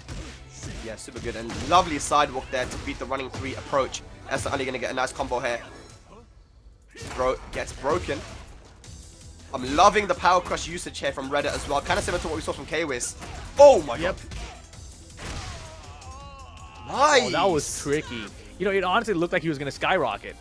And he did like a crouch dash into the low. I was like, oh, that's tricky, dude. Because it makes you not want to duck for it. And Reda 16 is just not letting Ehsan Ali get started with his offense, man. Blocking these lows, using Power Crush to stop the offense once again. Just like that. And launching. Wow. Yeah, he dashed up deep to block that. And if you block a spring kick up deep, it is launch punish one. That's the perfect launch. There's a massive life now. Goes for the Oki. Bro. Wow. Wow. Reda 16. Game 1 against Austin Ali to make it into top 8, perhaps. Look, we saw this guy, he beat Book yesterday, man. And we're seeing why now. And the main thing is that he's just not letting Essen Ali start his offense. He's using that down 4-3, that power crush, which, you know, he can confirm into the full hits, or he can cancel it and go into stance, which he's doing as well. So we're going to the Evil Arena now. Let's see if Essen Ali can make this comeback. Yeah, down 4-3 armor cancel into like down 3-4 or out of stance, whatever. It's like, bro, what are you supposed to do? You're just supposed to eat it? Like that's pretty good armor. Cancelable armor in general sounds like a cheap idea. I wonder if he's going to start going in with some throws now, like just to maybe beat the power crush approach, right? Like just dash up into throw, you know? Get him thinking. Peacekeeping. Oh man, he is abusing that down 4-3 actually. So good. Yeah. Okay. Uses the low that time to beat the power crush. Wow. Good timing too. Not enough damage. Oh my gosh, that could have been launched too. Maybe not that range, but good down 4-3 to call out the sidestep there. Essen Ali had to work for that round. Oh my goodness. Booming? No, sir. The wall pressure. I think sometimes it's better to keep the wall pressure, but he finds himself in the wall now. Oh! He tried to boom there. Yep. Sliding. Sometimes the walls don't agree. Well, like just the in-out movement there, getting ready to swing. Good stuff. Essen Ali 2 rounds up now. Oh my goodness. Seeing that down 4-3 be used again. No punish on that high. Use it down 4-3 again. This time use the throw. Good break. Yeah, that was a good confirm on it too. Nice armor for armor. Lock on the slide-oo. Gonna be able to get the wall very, very easily. Activates heat as well. We're taking the boom early.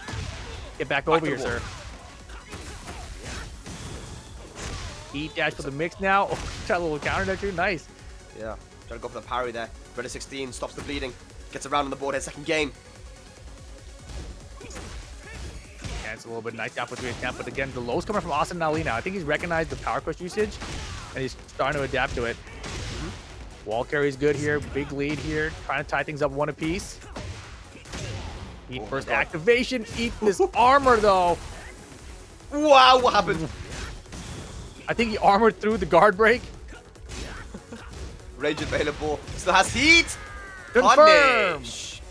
Beautiful. Essen Ali taking us to a final game here. And you're right, Rip. You know, you started to make adaptations to the down 4-3.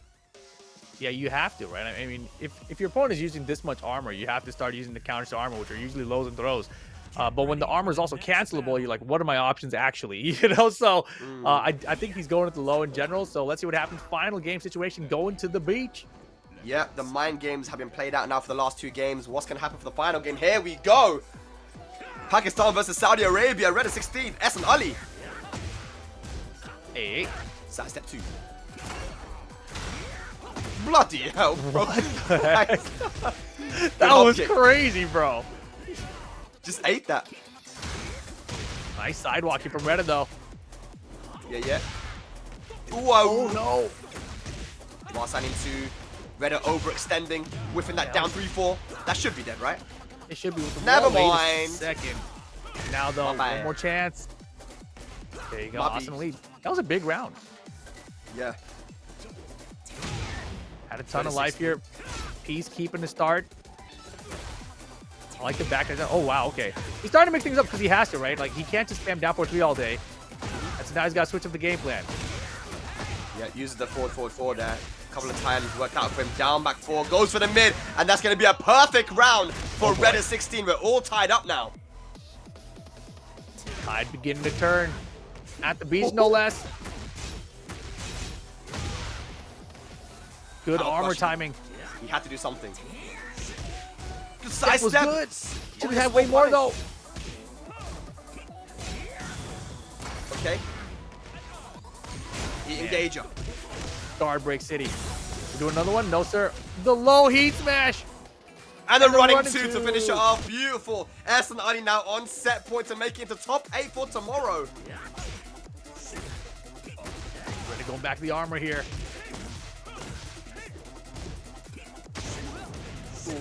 Yeah, Nice. he's ready for it.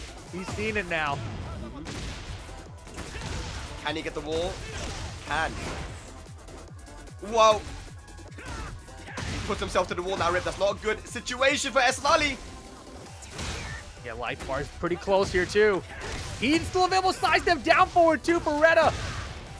And he has heat available as well. Heat dash combo. Man. You know it. Rip. Final round. Reda 16. Awesome lead to see who gets into the top 8. It all comes down to this, man. You know, the whole crowd must be going crazy for Reda 16 right now. The defense Good down down forward forward too. Insane timing from Asan Ali and good defense. Doesn't activate heat though. Oh my gosh. Big whip. Yeah, the heat first activation here. Eat this armor though. Guard Oh my break. God. Do it again. Oh my god, the heat dash. The slide gonna Oh. do it. Asan Ali gonna take it, move on to the winner's side of top 8. Congratulations, Reda 16. Good fight, final round situation.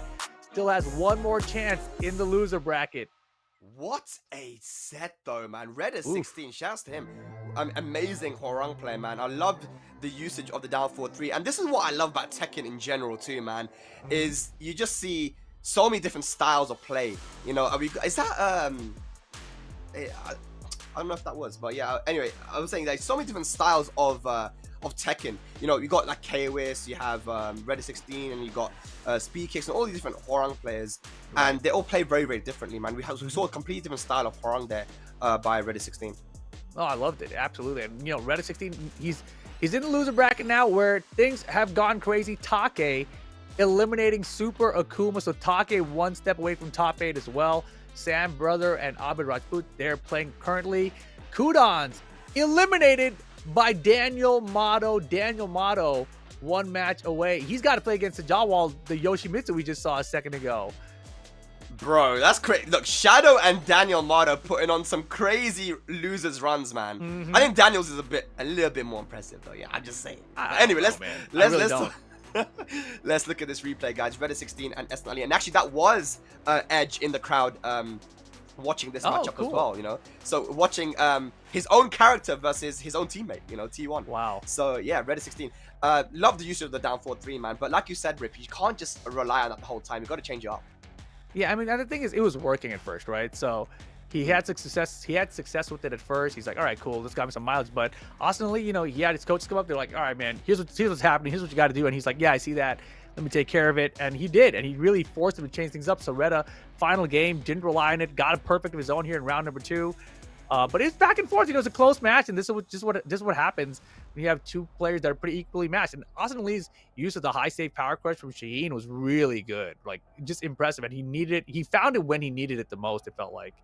Yeah, when he was being pressured like crazy. And Reda 16, you know, he showed that he's able to play this defensive style, but also just be super aggressive sometimes while mix it up. And when he went into that really aggressive mode, Asan Ali had the presence of mind to know, I'm just going to go for my power crush here. And it's a good power crush too, because it's a high, anyone that has a high power crush heat engager, those are just really good tools to have. And, you know, Eddie has one as a center, Victor, Shaheen has one as well. So anyone that has those are just, you have to use them, right? And he used it at the right time. So good stuff.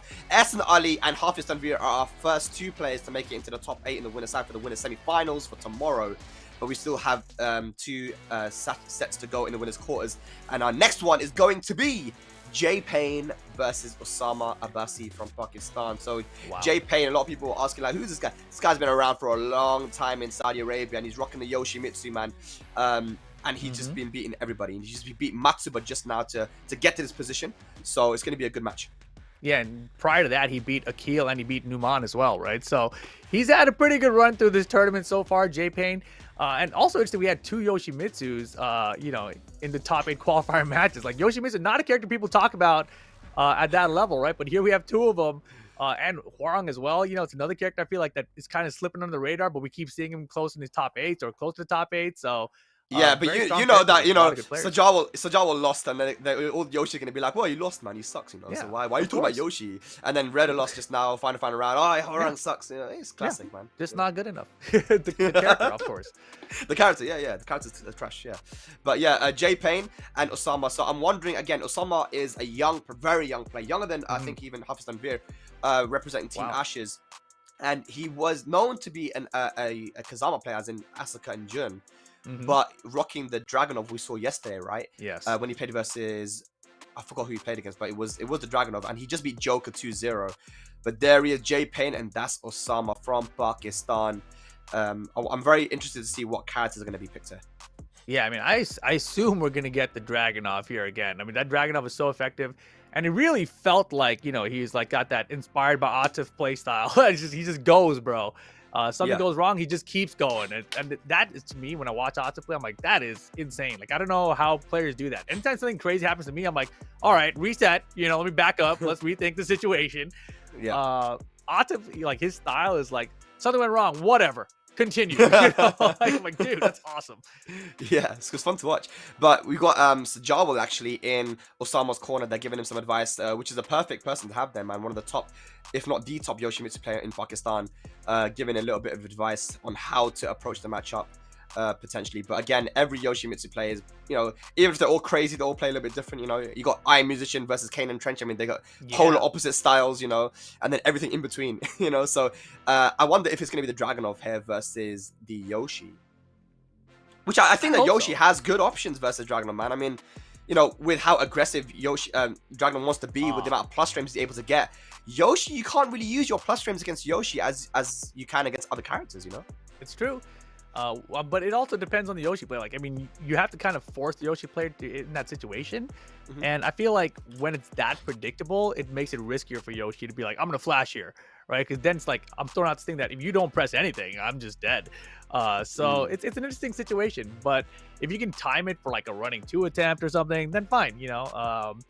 But we will see how Yoshi does this matchup. Because if you think about that in general, right? Like, they took out Magic 4s out of the game because it stops people from pressing buttons like crazy. But the Flash does the same thing, and it's still in the game, you know? So it's kind of the same situation here, except Yoshi got to keep his. Yep. Well, let's see what character is going to be chosen here from Usama. Pakistan versus Saudi Arabia right now. I'm guessing it's probably going to be the... Is this a blind pick we got right now? I don't know. It's probably should be, yeah. He's hovering the Dragunov. I think it's going to be the characters we expect. Is it a mind game though, Rip? Is it a mind game though? Yeah, right. He's just hovering the Dragunov, Will he pick bro. Dragunov, or will he potentially pick Asuka or June? Which character will give him the higher likelihood of winning in a top 8 qualifier match? Dude, it's Yoshimitsu. You got to talk about it. Like, Yoshimitsu, you can't... It's not a normal character, man. You know? He's not a normal Yoshi is character. definitely kind of weird. Yeah. Let's see, man. You know, the Pakistanis do this all the time as well. Yeah, shout out to Pakistani. They'll be just hovering on the character select screen until you pick your character. He's like, okay, Yoshi, cool. Yeah. You always got to do blind picks against them. Gonna swap. Hey, yo, Rip! I told you, I told you. No, I told you. I called it. Oh, man. Okay, deciding to go back to his main character for this one. Damn, the main? The main. This is sick, actually. I really hope that the Jun Kazama gets it done here. And qualifying into top 8 with Jun Kazama on the winner side of the bracket would be awesome. It would be amazing, yeah. You know, people will see, oh, Dragunov, okay, another Dragunov in top 8. But no, he is a Jun specialist. And you got to go to your main character when playing against a character like Yoshimitsu, man. Very peculiar matchup. But right now, J Pain starting off very strong here, Rip. Yeah, that was 50% gone in 7 seconds. Engage, give me that gray back. Wow, low heat smash. Yeah, testing early here, right? Get the data. I like that. Yep. Wow, sidestep Reda. That was good. That was really good. Yeah, didn't want to deal with any mix-ups there. Just go for the Reda and get that guaranteed damage. I feel like the crazy thing about that whole situation, he did the sidestep. He saw the flip coming. He didn't even wait to see if it was going to whiff or block. He was like, I'm going to step in rage art no matter what here. You know, like, I see it and I'm going to absorb or whatever. It doesn't matter. That's it. Back 2-1. Good dark into Wasan into punish. Perfect punish there from Usama. Hey. Nice. Big damage.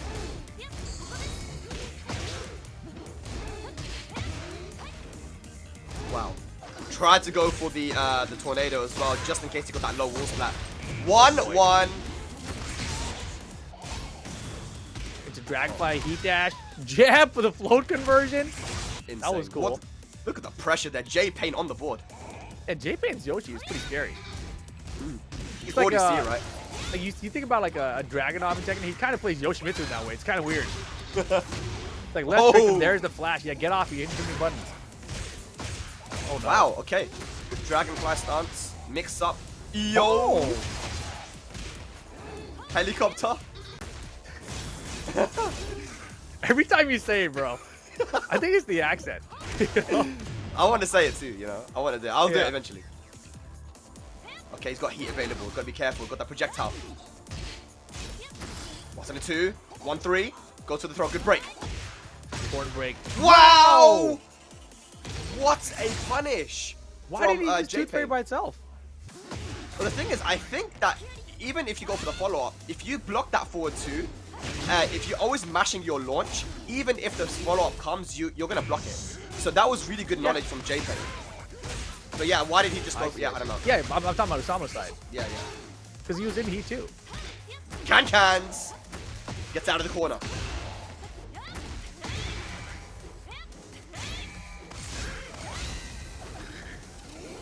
Oh man. Big Oh, no. whiff! In the back! Whoa! Sick! All in the Final back, round. big damage. Yeah, that was huge. Final round situation for game number 1. Back 3 to start. And where you coming, Yoshi? Right here? Gonna go into the corner potentially here. What's the wall carry? Good stuff. Gotta be careful though of the spin and the flash. Nice outta low here. parry. Gotta be ready for it.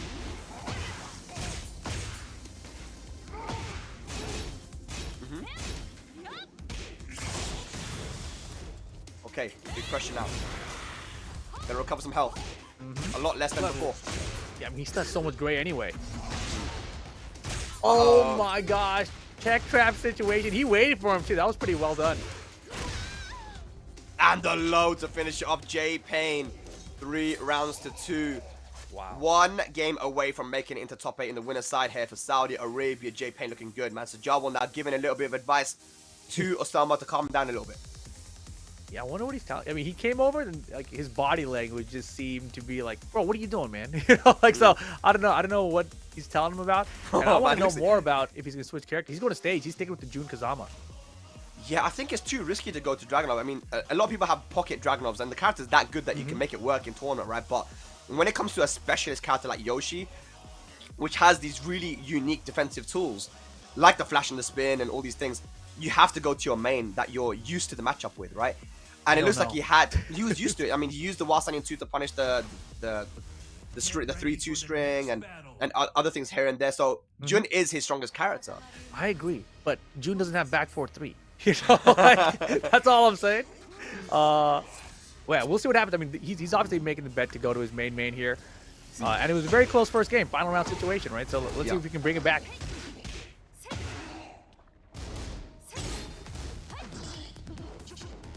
Wow. Good sidestep. Hey, I like that Oki as well. it's great. Damn. And Gonna get a full launch. yeah, extension here with the heat burst. Heat dash to chip him down farther. Oh boy, trouble. Yeah, that's defo trouble, but he drops a combo. Down back 3s. Back 2-2. The spin was so good. J-Pain last chance here for this round, trying to bring it back. A little bit of life recovery there. Plus from block. Yo, he is trying to bring it back. Oh my god! Be careful, man. Goes for the Harikiri. J-Pain on the board. He's a Yoshi main, bro. That was sick. That was actually sick. Man, you threw up is crazy. I'm dying. It's- Here we go. Hey, Big damage. spring kick too. Oh, yeah, yeah. Who does spring burst? Oh, spring into heat burst, bro. And J-Pain's about to bring this one back as well. Oh my gosh, they are swinging right now. Yeah. Massive damage there. Oh, Forward just got sweep. Raw His low sword sweep. whiff. He was trying to block the low and then whiffs. He's like, wait a second, I might as well just sword sweep here. Spring kick right back at you. They are going crazy. Finishing strings. Usama on the board, ties it up. This is craziness. Yeah, I want to see more of that forward 4-3 from Usama as well. We've been seeing a lot of spin from J-Pain, but look, Jun has some of the best homing moves in the game. He's got to start using them. Nice Oki. Wow, again. Not letting him play the game. Not letting him play the game right now. Down 4-4. What a block. J-Pain's defense right now. Insane. Yeah, he had the block in the low, recognized the follow-up was a high, stayed ducking, got the launch. Here's the full combo. So good. Oh, the mid option, yeah. Back 2-2, not back 2-1. Yeah, he ducked back 2-1 in the first game, so starting to mix it up now and using those homing moves to catch the spin. Usama looking good. Now the floor blast is available. Could have gone for it. Yeah, always go for it as well. Oh, boy. To the wall. We taking it? Oh, we hella taking it. He's spinning. The shawarma cutter. Stupid. Nice. Good block. Nice tech rolling. Like you said, Rip, that's something you can't really do against Yoshimitsu. But again, you don't want to stay on the ground either. But here we go now. Set point for J-Pain. You gotta be careful. You gotta be careful. But here we go. Yeah, it is set point for J-Pain here. Usama trying to send it to a final game. Oh, no punish, no punish. Big block. There's the launch. Okay, should be able to get the wall here now, but the spooky rocks, Side man. walls. Oh! Blast him anyway. Tornado. Yes. He's dead. Final game incoming, guys. One game apiece.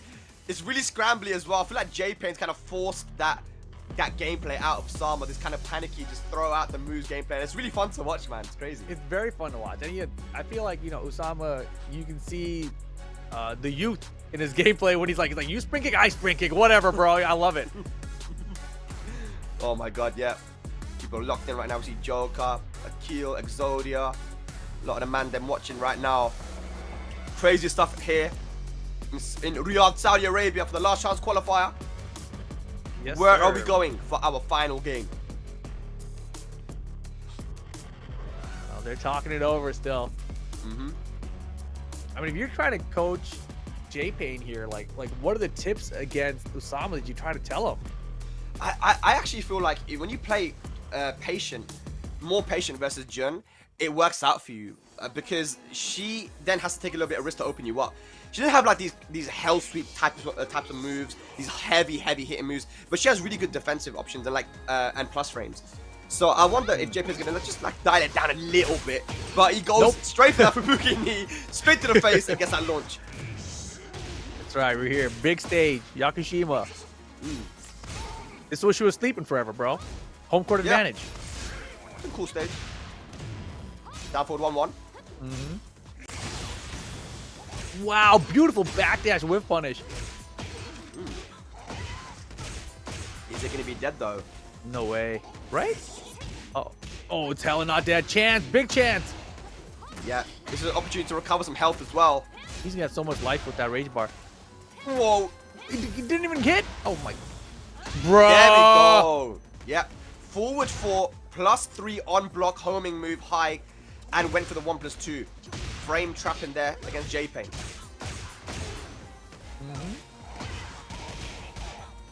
Okay, J-Pain starting off strong once again though. Going for the trickiness.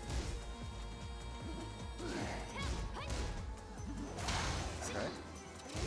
Man, I love the raw dragonfly. Spins are getting crazy. Yeah, after that forward 4, it's actually really cheap because you can spin away from the punish. Interesting. Goes to the low. Nice, Looking good right now. And just like that, Usama moves on to set point to make it into top 8 on the winner's side. He's catching that low heat smash. He tested him in game number 1. I think it's really helping out that there's no walls as well, Rip. Oh yeah, for sure. Yeah, Yoshimitsu the wall is much scarier, I think. So Usama definitely has a smaller advantage because of that as well. Putting on the pressure right now. There's a big trade there. Heat available on both sides now. Can't get counter it. Nice blocks. Hits grounded. Health. Oh my gosh. Uh-oh. Whoa! Holy crap, that was crazy. The option to be... What? No, he dropped it! Oh my gosh! He's going for suicide! He's so silly, dude! Oh my gosh! Usama gonna take it over J-Pain. I need to see a replay of that last round. That was craziness. But what a set. Super, super fun to watch. J-Pain still going to be alive, but Usama, the young man from Pakistan, making it into the top 8 on the winner's side for tomorrow. That's now 3 Pakistanis. Winner's side, top 8. On winner's side, no less. Amazing. But the Yoshi brain took over there, bro. That was, he went a little wild at the end. You know, he had a couple chances, it felt like. When the combo dropped, he's like, oh, I'm gonna start spinning. As soon as I know I should spin, I'm like, bro, just play solid. You had that one. It was gifted to you. He dashed up into the down 1+2, which is a high crushing launcher, just because he anticipated the keep out bad breath, and he went right under and punished it. That was so sick. That part was amazing. Yeah. That but was after the drop afterwards, though, you know, the scramble that happened after that is where things got really wild to me. Yeah. But you know, again, not difficult to see how J-Pain got to this, and Reda 16 earlier got to this position, right? They're both super, super strong, and specialists with their characters as well, with Horang and the Yoshimitsu. This was an amazing punish. Not sure if that's all guaranteed, but either way, it worked out for him. No, I mean, this was a very fun match to watch, especially with the players' playstyles and, you know, how aggressive they were in attacking back at each other. So very, very cool matchup. But J-Pain, you know, cool Yoshimitsu, the suicide comeback was clutch there. You see the fist pump. He's like, yeah, I got him. I did it. I'm a Yoshi main. Yeah, and to be able to bring it back from this position as well, Osama, he was 1 game down, 1 round down. And it became a big scramble. Here, that raw sword sweep. What did he do here, though? I feel like he could have maybe optimized a bit better. But then started using the forward 3 string, you know, and more homing moves. Back 2-2 to go to mix up the back 2-1. So side mixed them really well, and then this was a crazy round 2. Spring kicks everywhere. Super wild round. And then into the final game here. Yeah, J-Pain, he was swinging back, man. And, you know, Usama was pretty aggressive, but you didn't really see a lot of counter flashes from J-Pain. Yeah, it was weird. He kind of stopped using it. And nice parry there on the attempt on the throw. There was that dash up. Yeah, so sick. I mean, you saw his reaction, like, man. And yeah, this scramble got great. It's like, can I suicide him? Nope. Don't step. Don't spin. Don't do nothing. Usama locks him down and secures his way into the top 8, winner's side of the bracket. Congrats. So sick, man. This LCQ has been a treat to watch once again. Gotta say a big shout outs to the organizers for putting this on and allowing us to see all 3 days of this LCQ, man, because it's just bangers after bangers. But that now means that there is 1 winners quarters match remaining, and that is going to be KC JDCR going up against Varrel AO Japan versus Korea. 2 old school players, been around for a very long time. Rip, talk to me, man. What do you think about this? This is a wild one. I mean, to me, it's just cool to see these old school players still putting in work, staying on the winner side of the bracket in a new game. So it's going to be a fun one. You know, obviously a lot on the line for both of these players. They've been trying so hard to qualify, and both have been so close, but they haven't made it just yet. And this is an important one because if you're on the loser side of this bracket now, you've got to go through who? I mean, who did the loser of this one even go to? Loser of K is going to go to Taki. Yikes. Yeah, so you want to win this one. You don't want to try to play against Taki to make top 8 afterwards either. So important matchup here. JDCR, of course, the Dragunov veteran, and now the character is back in full force. AO, you know, Elisa specialist from the past, also had a Miguel for a little bit, also has Victor in this game, staying on the winner side of the bracket, getting past Kwis earlier.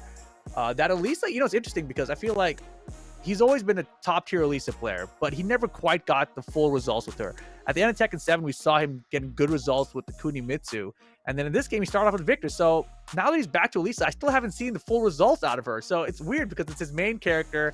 He's obviously a top level player. He's able to use multiple characters, but Elisa's never really done it for him. So I'm just really curious to see what character he decides to pick here against the Dragunov from JDCR. Yeah, exactly. We know that JDCR is going to go for the Dragunov, right? So it's really on out on what he decides to go for here. And obviously, they both have a lot of information against each other. They've played each other a lot of times over the years through multiple Tekken titles, Tekken 6, Tekken 2, Tekken 7, now in Tekken 8 here. These guys are the top of their country. But, you know, JDCR, you know, AO looking very relaxed. You know, he's calm. He's also one player that also wears his heart on his sleeve. You know, you can always see the emotion in him when he's playing, either when he's stressed or when he's, you know, feeling confident. Right now, I think he's very calm, and that's good to see. On the side of JDCR, though, I just saw him, you know, talking to the TO, saying, nah, there's a little bit of an issue with my chair. I don't like the you know, the movement in it a little bit. He's making sure everything is on point now. I don't want any more mistakes like there was before, right? Because there's a lot on the line here, Rip.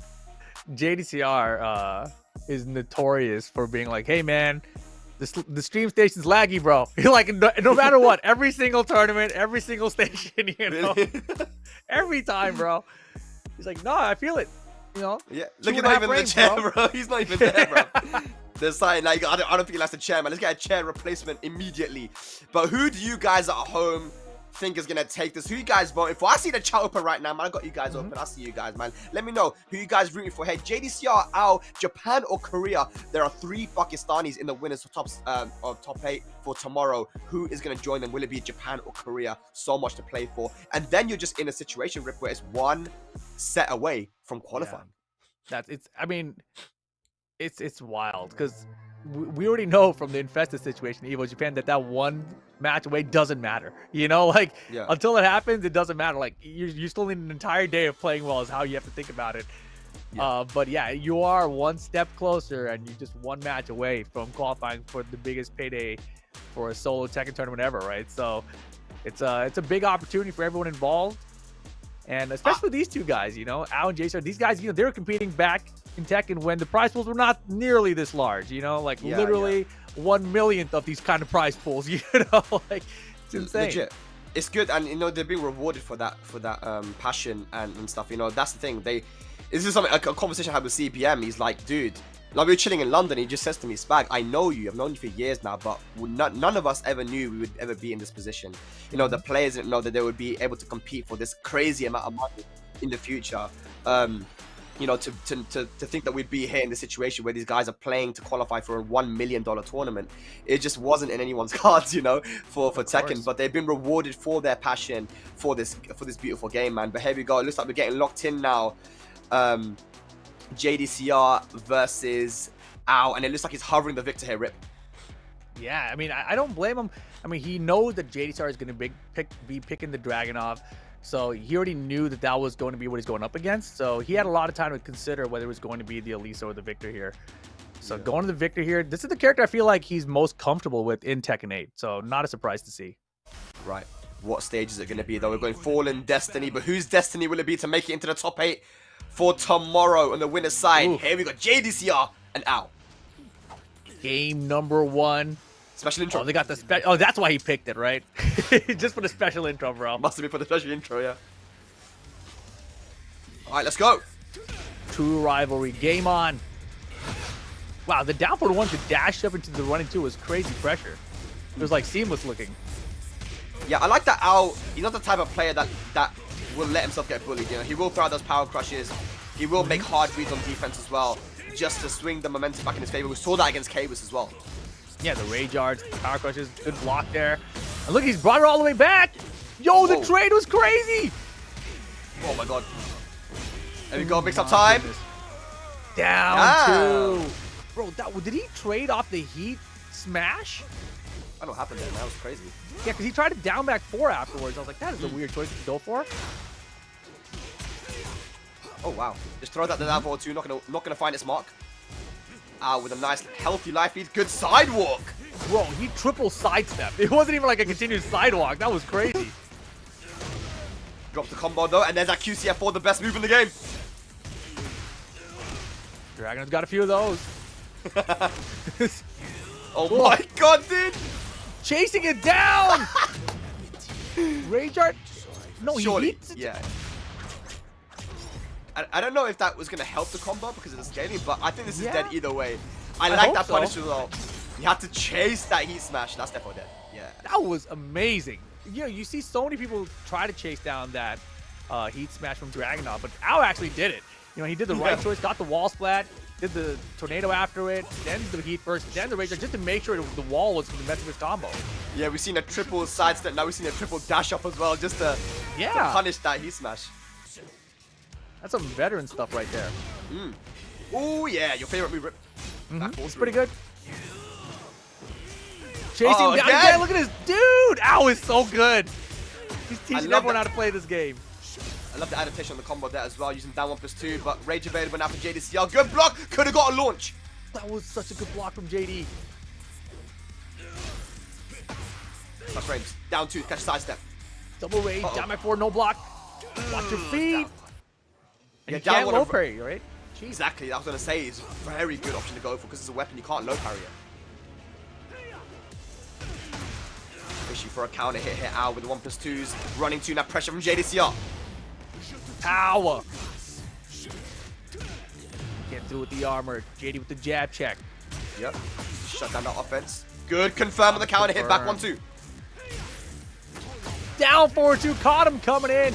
Should be game 1 for Ao here. Heat dash combo. Got him. Ao is 1 game away from qualifying for top 8 winners. And that's one thing when I'm playing against Ao as well. I noticed that's one thing he doesn't mind doing, especially when he's confident, is just throwing out that down 4-2. It's got a weird block stun as well. It's kind of difficult to punish. But when he's feeling confident, he'll throw out that down 4-2. You know, anticipating your timing and get the job done. So that's 1-0 to Ao, man. Looking confident. Yeah, it's just the same way that he used Kudamitsu's down forward 2, right? It's a very similar style of down forward 2. Right. Here we go. Going to the beach now for game 2. There were opportunities there from JDCR. He could have optimized a bit better on his punishment. Let's see if he can tighten up here in our second game. They're very evenly matched between these two guys, though. Counter hit. Got him. Oh, my goodness. Yep, he was looking for it in the first game, and he finally gets it now. 1+2. And Victor's combos are actually crazy now ever since the changes. And the wall carrying that was really far. This is a big stage. Yep. Bon appetit. JDCR not looking good right now. Ao in the driver's seat. Yeah, JD tried to force the heat burst there, but didn't have enough health to survive the hits.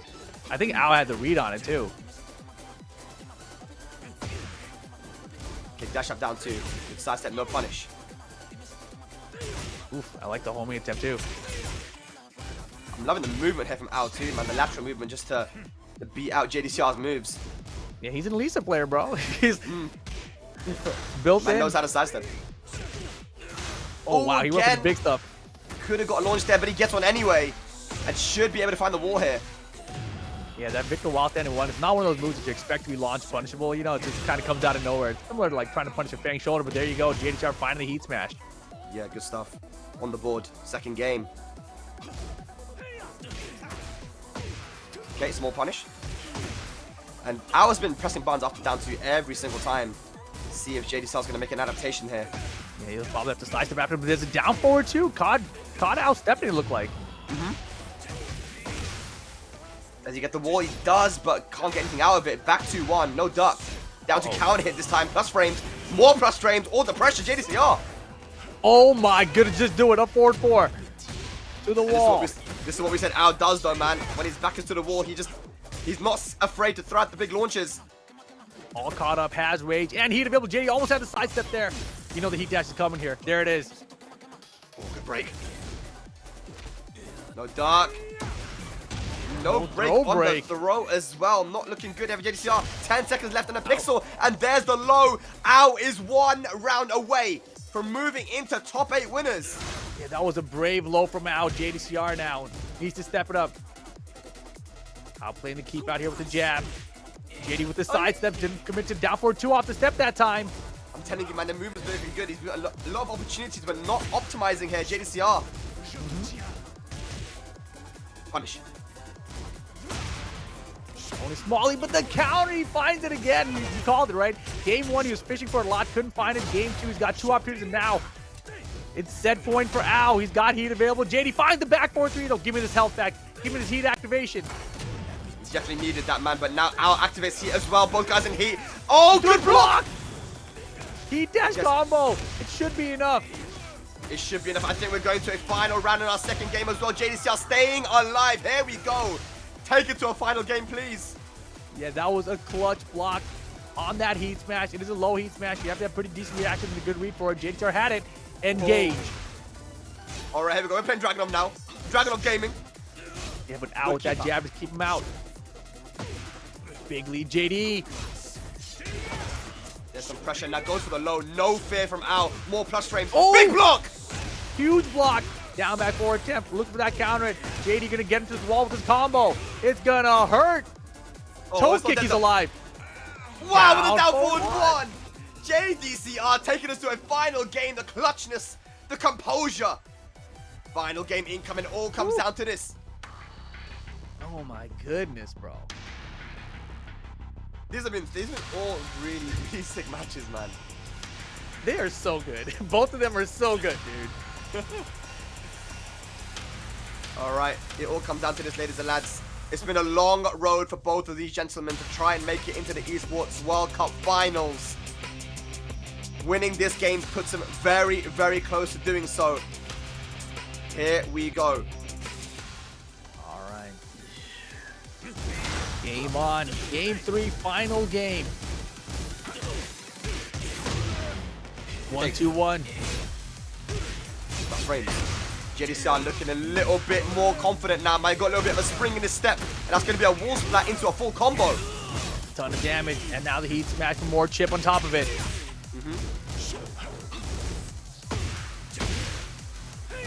Yeah, he's pressing buttons every time after. You called it. Yep.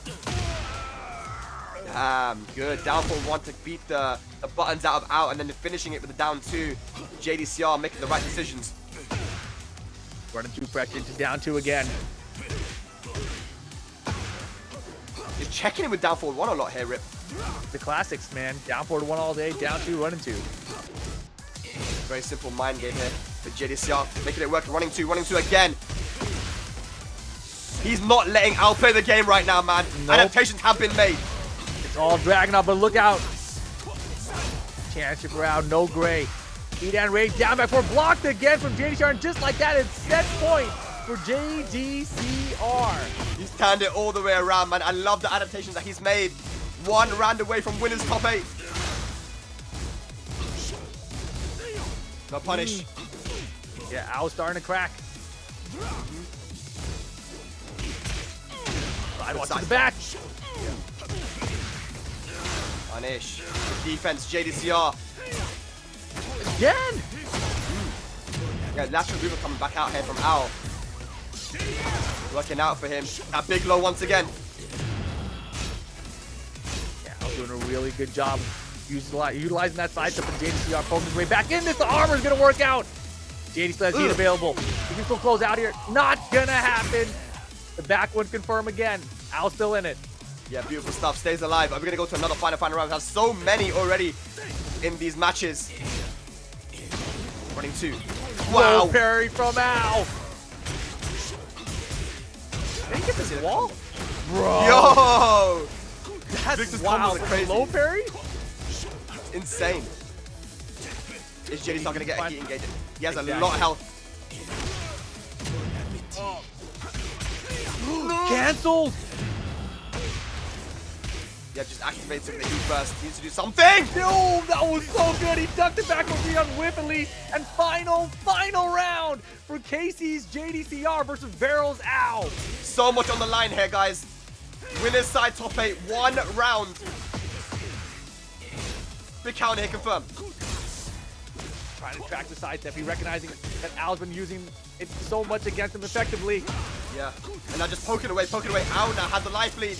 Oh no, boy. not good for JDCR. One more, he's gonna do it. They're down 4. Making another hit, JD. No gray health. He's got to make this comeback with rage in this heat right now. Can he do it? The block was there. Heat smash spent. Went for counter low, doesn't get it. Still in this. The duck on the high, and Al's gonna take the set. What a comeback in that final game. Al moving on, winner side of the top 8. Reverse sweep there from Al. A massive pop-off by him. What a set. Adaptations both ways. It was amazing, man. You know, JDCR started off so strong in that final game, utilizing the jab and the down forward 1-2 to just shut down everything that Al was trying to do. And then eventually we started seeing the lateral movement from Al, you know, try and work around those pokes and the big running 2s. And then, yeah, to win the final round, and Al just managed to take it. Yeah, and JDCR, you know, he had the right ideas in that final round situation too. He recognized that he had to stop the sidestep and everything, but Al just got the early lead, and that's just what happens in Tekken 8 sometimes, right? Like, the offense pays off. Whoever lands the offense first, they kind of have an advantage, you know, and JD, his defense at the end was crazy too. You know, the clutch block on the low there. I got to look back to see what low he blocked. I don't think it was a generic low, so it's not like he could have had a launch punch or anything anyway, even Dragunov, so it would have been fine. Like, he would have had a decent punish, but nothing bigger, so Yeah. it was just rough, man. It was rough, yeah. I mean, in those situations, JDCR always plays so well too in those clutch moments. You even saw it yesterday versus Kashi Snake, right? Where it was a final pixel situation and he managed to clutch it out. Again, he does it so often. But yeah, Al's also just as experienced as JDCR when it comes to the big stage. This first game, the way he chased down the Dragunov heat smashes was so good, bro. Yeah, it was super good, man. He did a great job there. Even using that down one, unload parry ball. The decision making. Tekken 8 is a game where you got to think so much quicker than you've ever had to think before in a Tekken game. You know, and these guys make quick decisions, and it's just crazy to see, man. Yeah, it was wild. And here we go. This was game 2 here. JDCR started bringing it back. He looked pretty good in game 2 overall, I gotta say. It started to look like he took control, actually. But Al was never really gone. He was never out of it. That's the thing, right? He was always in it, and you know, it usually came down to these small situations, and that was that back 4-3 dash combo, right? Then big combo head to finish it off. It was a scary situation here, but yeah, just down forward 1. And those down forward 1s worked here in the final game so well. Just, you know, down forward 1 to shut down all these big moves that I was looking to throw out. You know, 2 quick rounds, and then Al brought it back, you know, utilizing the power crushes, utilizing the lateral movement, and counter hit confirms. Yeah, this low parry combo from Al was ridiculous too. Look, this was a low parry combo, but look how much damage it does. I mean, obviously it leaves a lot of gray on the table here, but what happened in this round was Al forced the heat burst, so JDCR never got the heat engage to get that gray health back. Yeah, and there, to be honest, there were a couple of situations as well where JDCR could have gone for a whiff punish heat engager, but he kind of missed out on it, and this was the end. Yeah, this was the low that he blocked here, I think. Oh no, this was the duck tie, yeah. Right before that was low that he blocked. But Al, you know, his defense held up the whole way through. And in that situation, when you have that life lead and your opponent is fighting back and you still have heat available, you don't want to make a mistake, right? So for Al to just stay calm enough to punish his way through that, you know, ducking the highs, getting the punishes, that was well played. Very well played. But ladies and lads, that means that we have the winner's side of top 8 all set, man, and we'll show you the bracket very shortly. There it is, actually. So this is how it all went down, man. The winner's side. So Hafan and Varrel managed to beat Sajawal 2-0, and even though it was 2-0, it was very close, man. I mean, it went back and forth. J Pain over Usama, very fun set there with the Yoshimitsu and the Jun Kazama. JDCR we just saw right now, and then S and Ali versus Reda, 16 Hwarang versus Shaheen. Rip. Those are some really good matches. Yeah, very good matches, man. And you know, that Al one, of course, with JDCR is so fun to watch, dude. I love watching these guys. These guys are legends of the game. And JDCR not out of the tournament yet, still has a chance in the loser bracket, which is going to be a wild one because these guys, oh my goodness, I just looked at it too. The JDCR match is going to be against Taki. We talked about it earlier, Taki waiting, but JDCR and Taki had a crazy match Evo at the end of Tekken 7 to qualify into like the Evo top 8, it felt like. So they were down the wire against each other there. Always fun to watch these two play each other. We got Reda 16 versus the Sam brother down there as well as a qualifier. Sajawal versus Daniel Motto, and J Pain versus Shadow 20Z. All of them to qualify into the loser side of the top 8. Yeah, those loser matches are going to be insane, man. That's the qualifier for top 8, man. And we're going to be streaming all of those for you guys. But before that, we're going to go on a short break, guys. When we return, losers side top 8 qualifiers for the Esports World Cup LCQ. See you in a bit.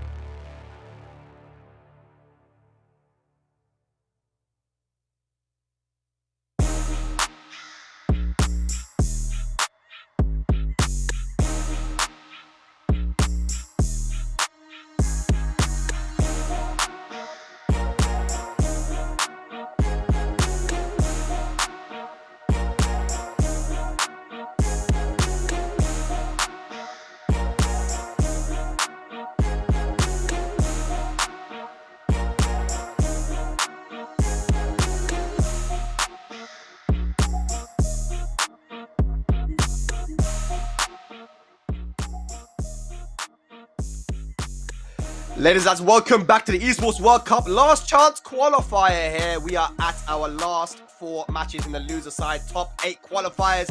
My name is Spag, joined by Rip. What are we thinking about these last 4 sets, man? Chaos. Nothing but chaos left in this tournament, and I'm here for it. You know, JDCR versus Taki, Reda 16 Sam Brother, Sajawal Daniel Motto, and J Pain versus Shadow. This is our loser side qualifiers for the top 8. Of course, if you guys are just tuning in, today we started with the top 48 of the tournament. We're whittling it down to the top 8. Tomorrow will be the top 8, where we will find out who the top 4 will be that are qualifying for the Esports World Cup.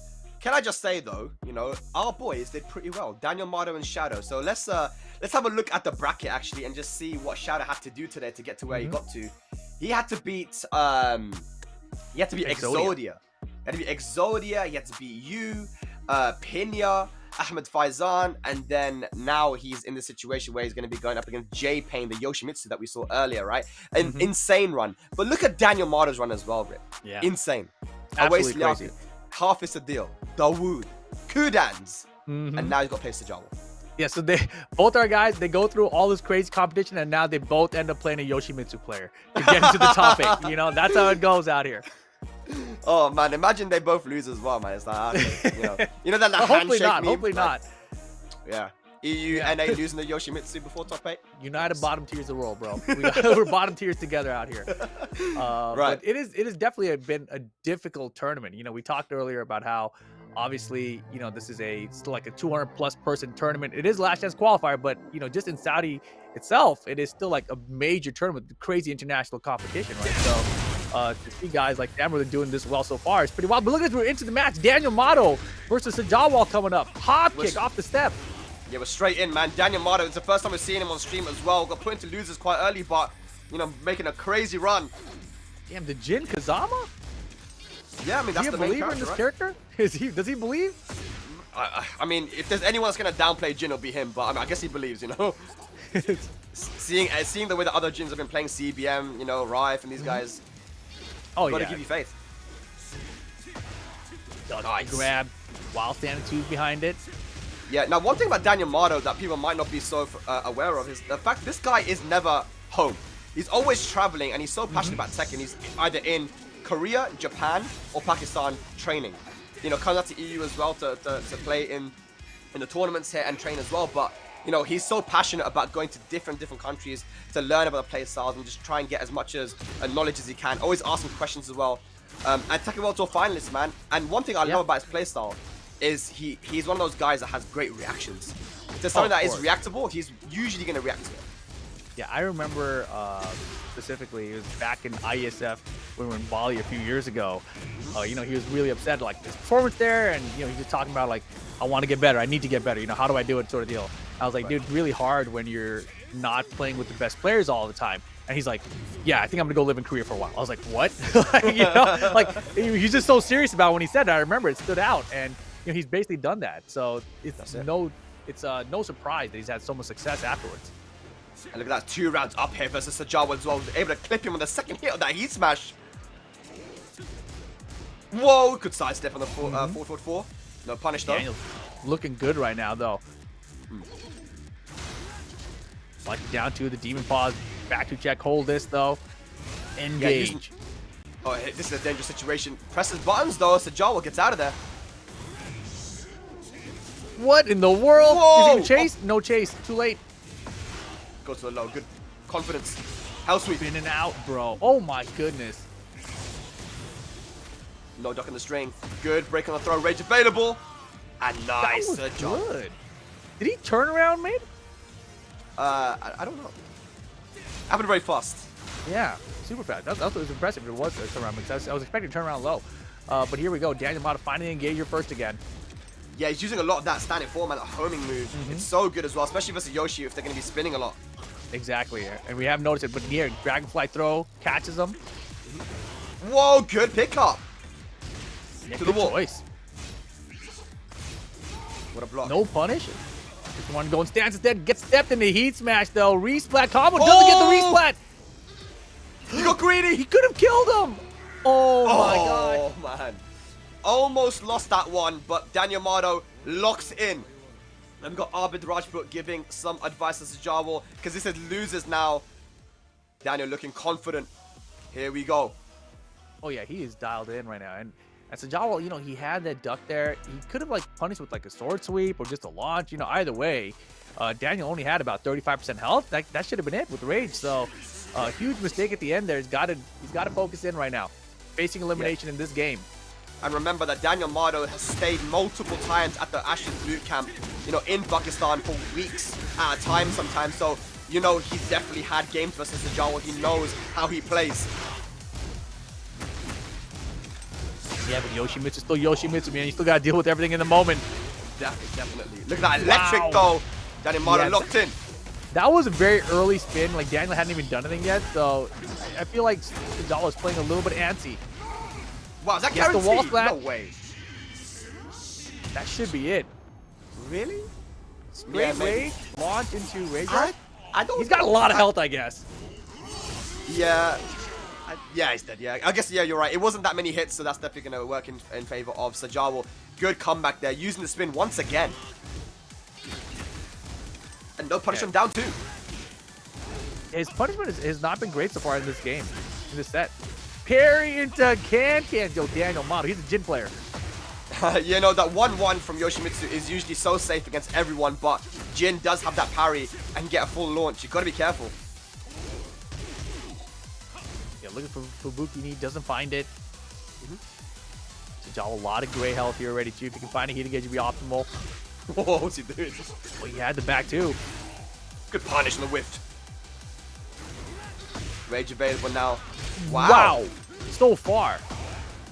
Yeah, max range down for 2. He's going to use a flash and maybe get the wall here. Yeah, the flash is important just to get his health back. Look how much health he has with the rage mode right now. Whoa! Brother. Nice. He was going to get back more health, too. I could feel it. Yoshi's cheating, man. But look at that. 2 rounds up now, second game. Yeah, 1-1 to punish the Wildman 2 that time. Yeah, I think Daniel playing quite careful at the moment because he doesn't want to get hit by those flashes and spins. And look at that. Speaking of which, yeah. Even if you play careful. Here. Bam, bam, bam. Delays the last hit for the extra damage. Yo. Heat smash, spin. Daniel at the wall. Dragonfly mix works out 3 rounds straight to Sajawal. What do you think's happening here? I feel like Daniel's getting hit by all the mix-ups. Like, he's just reading them all wrong. I think the thing is, right, in Tekken 8, you really just don't want to let your opponent play the game, you know, and Daniel kind of let him, you know, in that situation. He was maybe a little bit too worried about the spins and the flash because he got hit by the spin. I mean, he got baited by the spin in the first round of that game. And if you play too patient, you're allowing the other player to get in and do what he wants to do. Sajawal just was able to do what he wanted. He wasn't really given anything to think about. Is that Book giving advice now? Is it? I don't know. I can't tell. It might be. It looks kind of like Book. It's Yeah. like a very weird angle that we've got here. Get ready for the next battle. That's a different person. Okay, that's not the same guy, by the way. But yeah, I think that was Book. You know, fellow Jin players giving each other advice. Good to And it see looked him like have fun Daniel again. waved him like, yo, man, come over here. Tell me something. Yeah. All right. It all comes down to this guy's final game. Who's going to make top 8? Oh, man, so much pressure, dude. LCQ loser bracket action. Oh, the flash is there for the forward 4. Yep. And the more that flash starts hitting, the more you're going to start doubting your offense. Wow, he'll take that trade all day. Bam, bam. Oh, Wow. that was a good chase there from Daniel. That's not gonna work. Oh my gosh, scary. Didn't duck the high. Down for 2 at the wall. Tornado. Oh, bad combo. No. What? Where's the punish? I don't know. Things are getting crazy right now. The hopping. No! What the Daniel, please? What was that, dude? Hop kick against the hop kick? I mean, maybe he thought it was gonna be some kind of Yoshi setup, you know? Hop kick into duck. I don't know, man. Alright, Not Mr. the Jumbo. best start for Daniel in this first round final game. Yeah, very unlike him. Usually his punishment is so on point, but yeah, that wasn't good. Nerves. Definitely a factor. Oh my goodness. god. Still gets the launch there with a bad breath.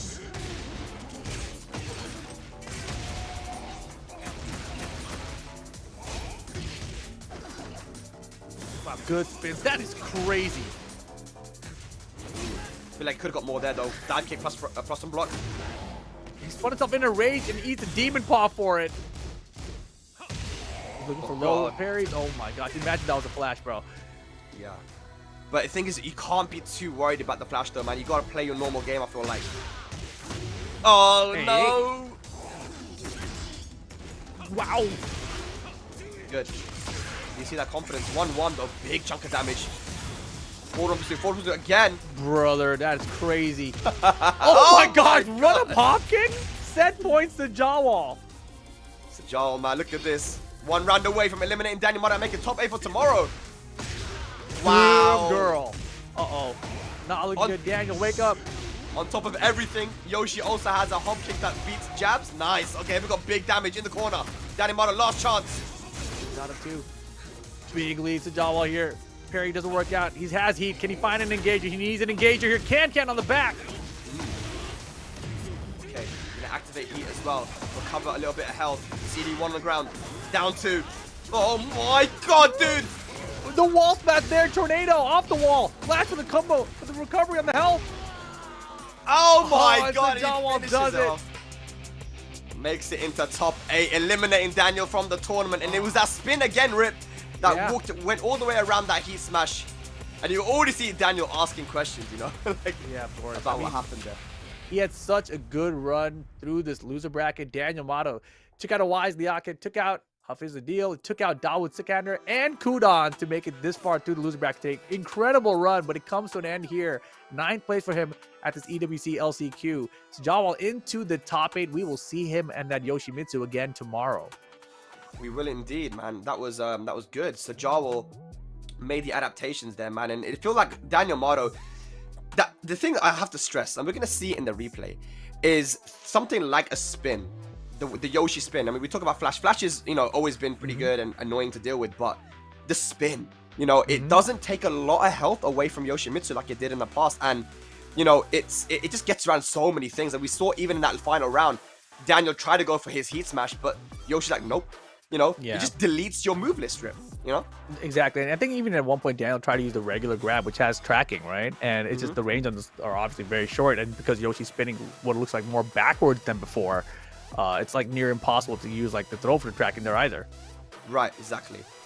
He did a good job though still, but then there was moments where I think because of the pressure that Sajawal was putting on with the Yoshi, like here in that situation, the stress, you know, because of the pressure, not punishing, which is very unlike Daniel Mata, you know, normally he's so good with punishing. I felt like 90% of the replays, they started with the spin, actually.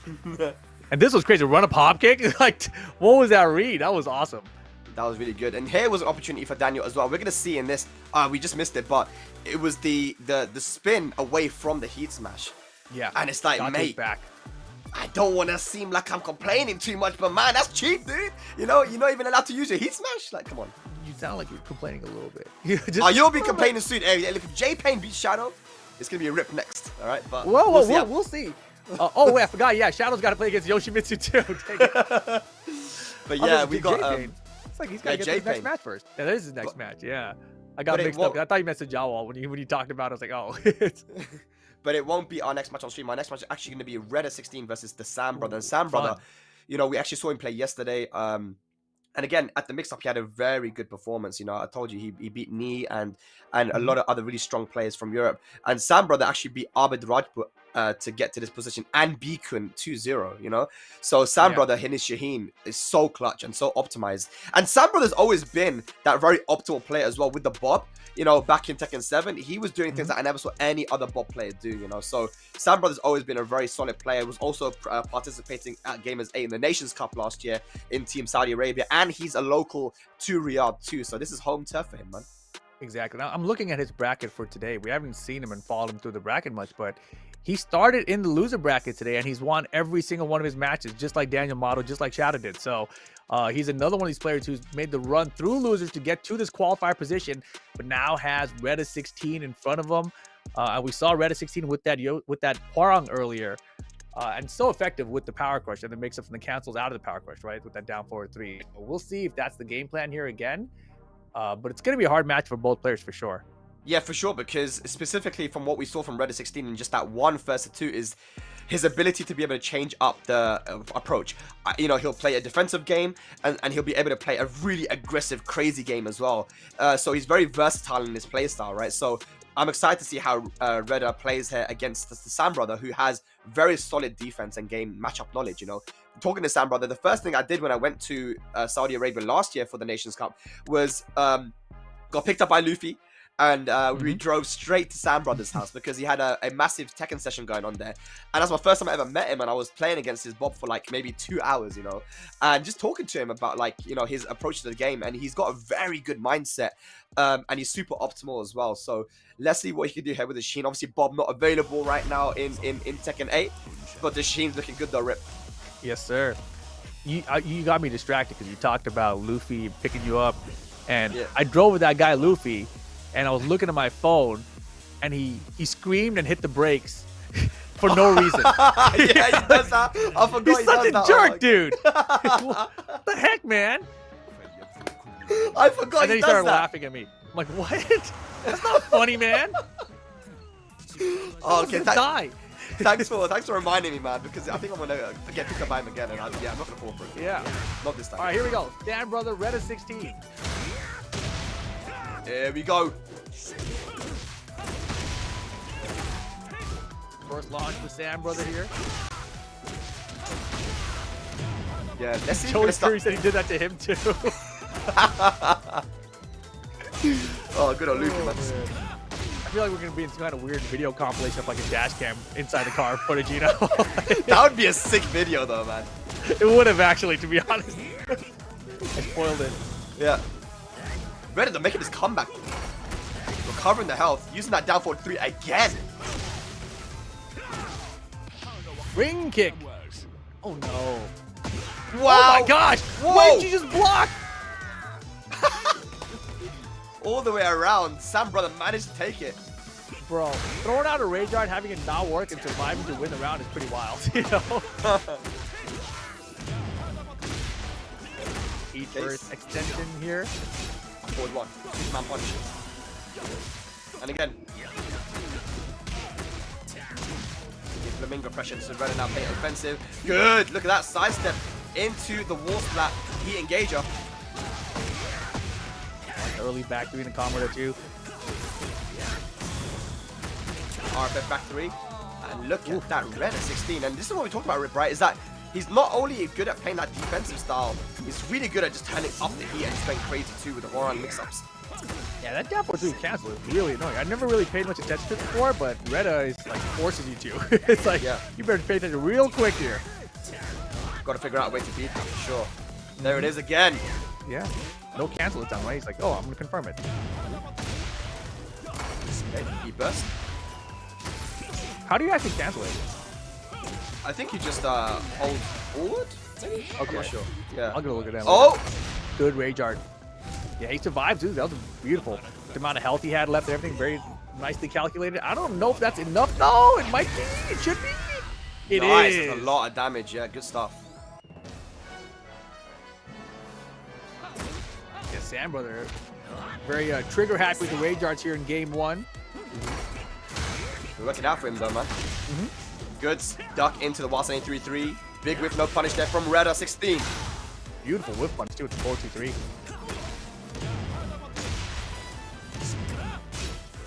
Sidewalk? Oh, I thought he had it. Yeah. Heat Heat smash. That smash. does so much damage, man. Very nice start for Sam brother, getting game 1. Yep, good stuff, man. He's 1 round away, looking very, very calm as well. Still got some coaching going on here with Reda 16. It's his last opportunity. I mean, he's looking so good, and this is what can happen to you sometimes in the tournament as well, right? You've just been killing everyone. You're against S and Ali, it's final round, and then all of a sudden you find yourself, 1-0 down the loser side before top 8. It's so heartbreaking when you lose like that, right? But he's still in this. He can still get it done. Not over till it's over. One game at a time, one round at a time.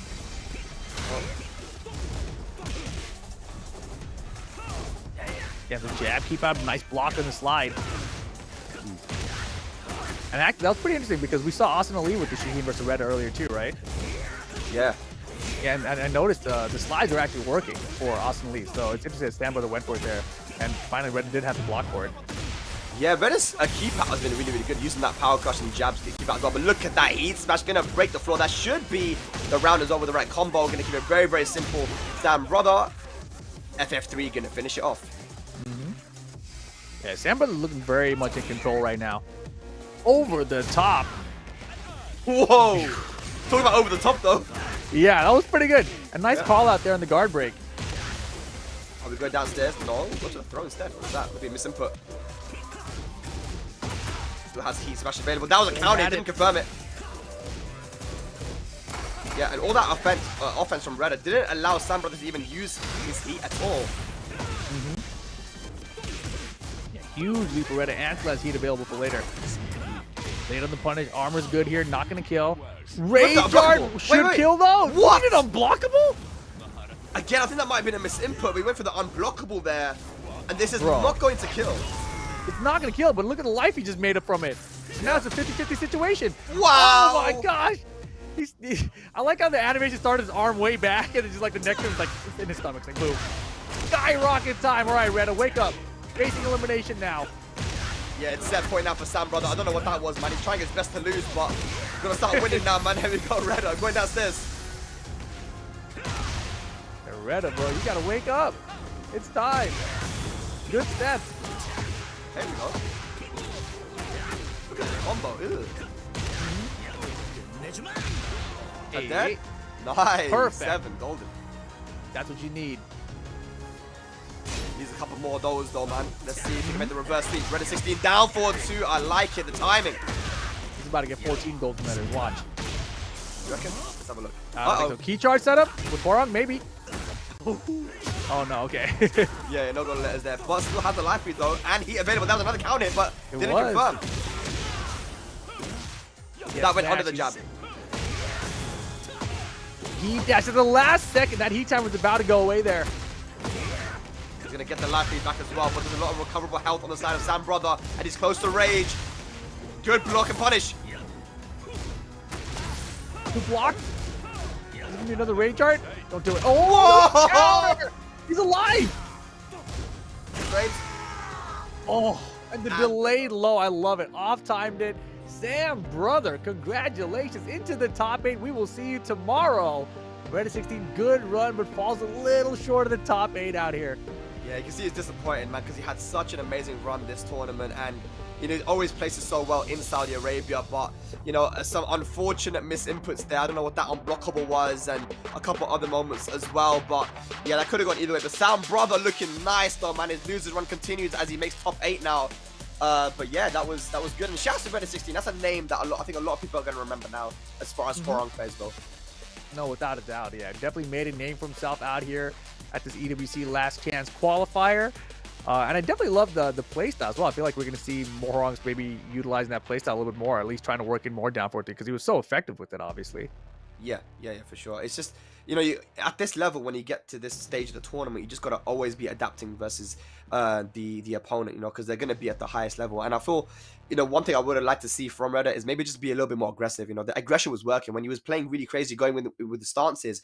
I just think he second-guessed himself a bit too much. You know, it is scary now that they've nerfed the down 3-4, that you can always get a launch now with most characters. But, you know, it's something that you shouldn't really play into your mind too much. You know, playing Horan, going there, like Haywis did as well. He's very, he's a lot more offensive than Reda is, but I still like the way he plays his character, man. Oh, yeah, for sure. And I do agree with you, though. And this was a brutal round, though, right? Like, you can't let an opponent get away with the rage art, man. I think he thought that he had enough damage to secure it anyway, but obviously was incorrect about that. And the situations, you know, the sidewall situation just weren't working out. And Sam Brother, honestly, the amount of damage he was outputting, like, when he would hit things, was like, holy moly. Like, that running attack hit, that over the top, he's dead there, too. It's like, bro, she was pretty good. The pop-off there was nice too. Yeah, we didn't see that before, right? So yeah, you can see how much it means to these guys. Sam Brother, you know, I was talking to Sam Brother last year, and you know, he was chosen for the team for Saudi Arabia, and he was saying that, look, I don't feel like I deserved it, like based on just how the results have been going on in Saudi Arabia, but I'm gonna do my best, you know. And you know, if he wins here, if he gets a top 4, then he definitely deserved it. He literally deserved it because he qualified from the LCQ. So Sam Brother, he's a passionate player. He's someone that is looking to represent his home country in Saudi Arabia, in Riyadh, you know, which is his home city. So this means a lot to him, Rip. Yeah, I mean, I think even honestly, without even the top 4 finish mark, just qualifying for the top 8 right now, I think he already deserved it. You know, I mean, this tournament is ridiculous. It's an incredibly difficult tournament. You can see all the players who are qualified for the top 8 so far, and he's the first Saudi player, right? Yeah. I'm looking through the list just to double check, but I'm pretty sure, like 90%. I think so. Yeah, that is the first Saudi player to qualify because it's 3 Pakistanis and Japan in winner's side, and yeah, that's the first Saudi, and there could be another one coming up next. Rip is going to be NA versus Saudi Arabia. J-Pain versus Shadow 20Z. Oof. Shadow 20Z, who's had an amazing losers run, right?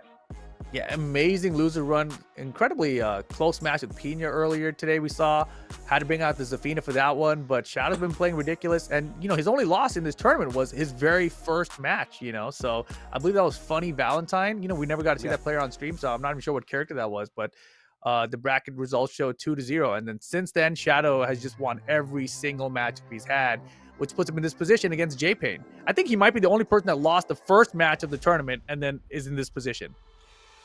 Yeah, and you know, Shadow, one thing I know about him is that he's going to have matchup experience, man. He's going to know what approach he wants to go for. And we saw that in his last set, right? Where it wasn't looking so good. And then he switched to the Zafina and, you know, it made it work versus Pinya. You know, he's got the adaptation ability. He's very analytical. And you guys got some decent Yoshi players in NA as well, right? Trizzy is already shown how strong he can be. And I'm sure Shadow's played against him many times. So let's see what Shadow can do here versus J-Pain, who has a crazy playstyle, Rip, with the Yoshi. He does, and you are right. The NA region does have a lot of good Yoshimitsu players, so we do have experience against this character in our region. Yeah. Let's see if it pays off, because, you know, Yoshi, you've talked about it earlier, everyone knows it already. This is a character that players play very differently because he has so many different stance options. I feel like with Tekken 8 and the strong tools that Yoshi has, it's become a little bit more normalized, simplified in terms of, you know, how players want to utilize the character.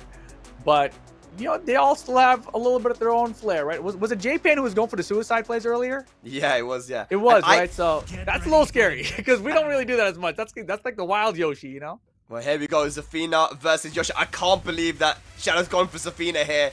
I don't feel like this is a crazy good matchup for Zaf, but let's see. I think Shadow, he's the one that's going to prove me wrong here, man. Let's go. NA versus Saudi Arabia. Game on. Yeah, real curious choice. I mean, he might just be feeling Zafina today, you know? It's just a feeling thing sometimes, right? And the spins are coming out early. And that's why it is. I think the spin can really cause Zafina a lot of problems, especially if she goes for that running 1+2 from the Tarantula stance. Really? If Yoshi spins, he gets away from every single move that Zafina has. Interesting. We'll see how it plays out here long term. Shadow gets his heat first in, though. It's still doable for sure, though. Oh, of course. Yeah, I mean, Tekken 8, everything's doable, right? No matter what the character matchups are. What? Nothing? Bro, what is happening right now? It's a crazy Yoshi. This is what they do, man. Wow, okay. Just down back 3, like really spamming those down back 3s there versus Shadow early on. So far, so good. This is like a Saudi just framed James Rip. That's what we got to think about. Gets the flash, confirms the back 2-2 for the engager. Okay, F3. Goes for the Shadow's taking it real slow right now. You have to, especially versus Yoshi. Big whiff and a punish. Yeah. That's the thing. Real slow right now. Like, oh wow. my god. Double backdash out of this sword sweep to get the down forward 2 whiff punish. Heat activation. Yes, sir. Extend. Can we get to a wall move? Heat dash combo instead. Third hit.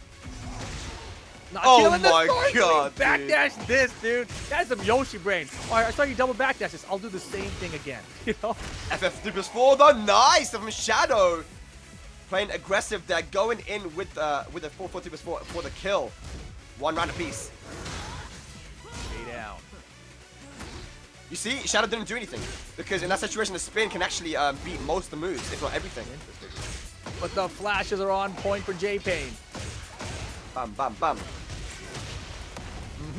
Boom. Yo. Okay, activate heat. He knows the punish as well on the 1-4. Spinneroonie. No duck in the high! Oh my god! I told you! We don't got Yoshis like this, bro! Oh man. He's crazy. He has no regard for his own life. Armor. Oh, gonna get the bound as well. That's unfortunate for Shadow. To the wall. He's tech running as well, Rip. Scary. Yeah, dangerous. Big whiff, no punish. Oh, nice! What Wow. a counter hit. That was so risky because J-Pain had heat available. You know the heat smash could have come through. Yoshi's heat smash has good range. Nice, good stuff in Shadow. I feel like J-Pen is dropping a lot of these rounds, man. There's situations where he could be going in, but Shadow is clutching it out. What Shadow do? Yeah, we're not seeing the whiff that punishment. is actually what Shadow does too. Like literally, the phrase Shadow Time comes because he's so good at clutching things out.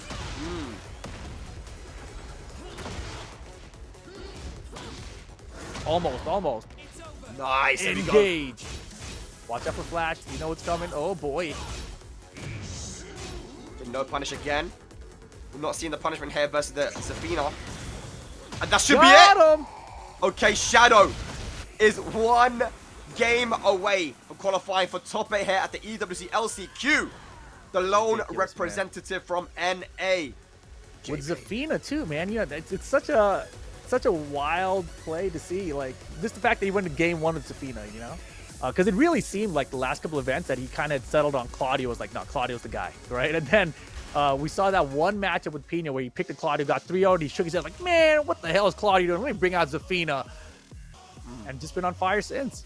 I think you're absolutely right when you said that. It's just about sometimes what you feel on the day. Like if you're not really feeling the Claudio, even if that's normally the matchup you go for, Zafina's been working out for you, just go for Zafina, man.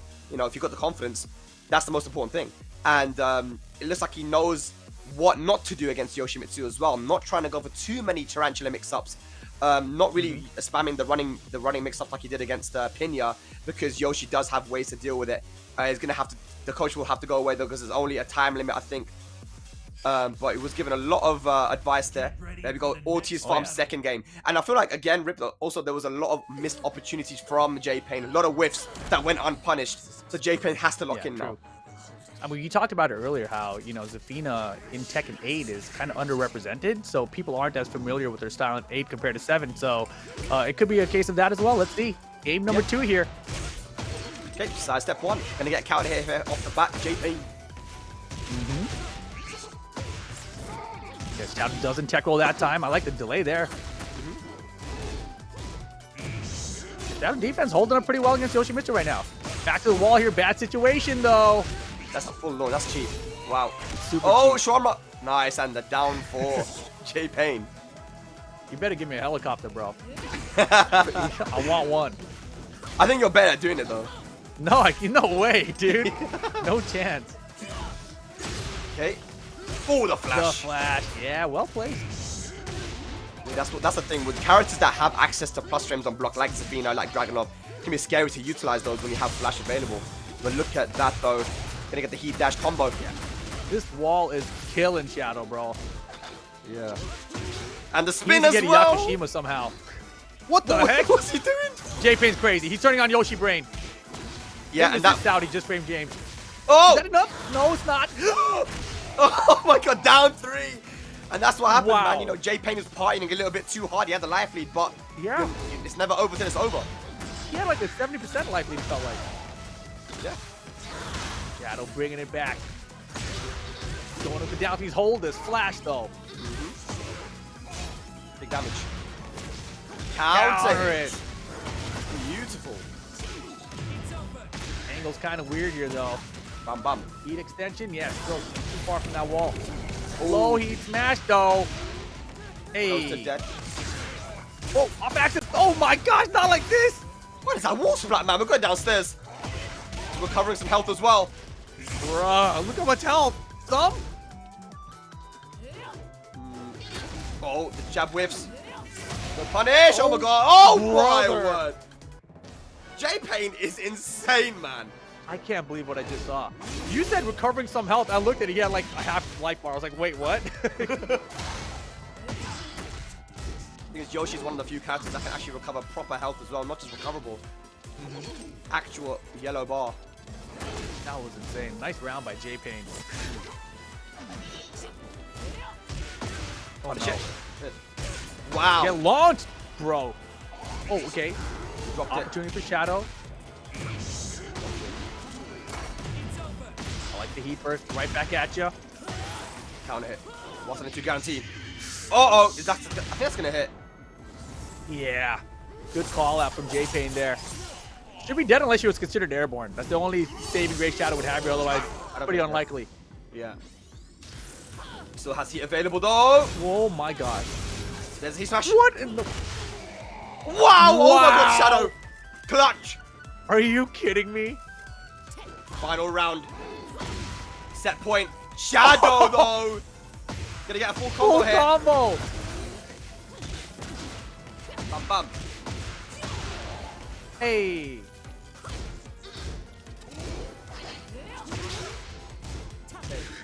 Now has the ball positioning. Nice confirm on the down one. Counter hit. Shadow's in the driver's seat. He has a life lead as well. Both guys haven't activated heat just yet. There it is. And it's a whiff! Oh my god, out of range! Can he kill here? He's got the golden skeletons. Oh! Are we heat dashing? Not even. Not yet.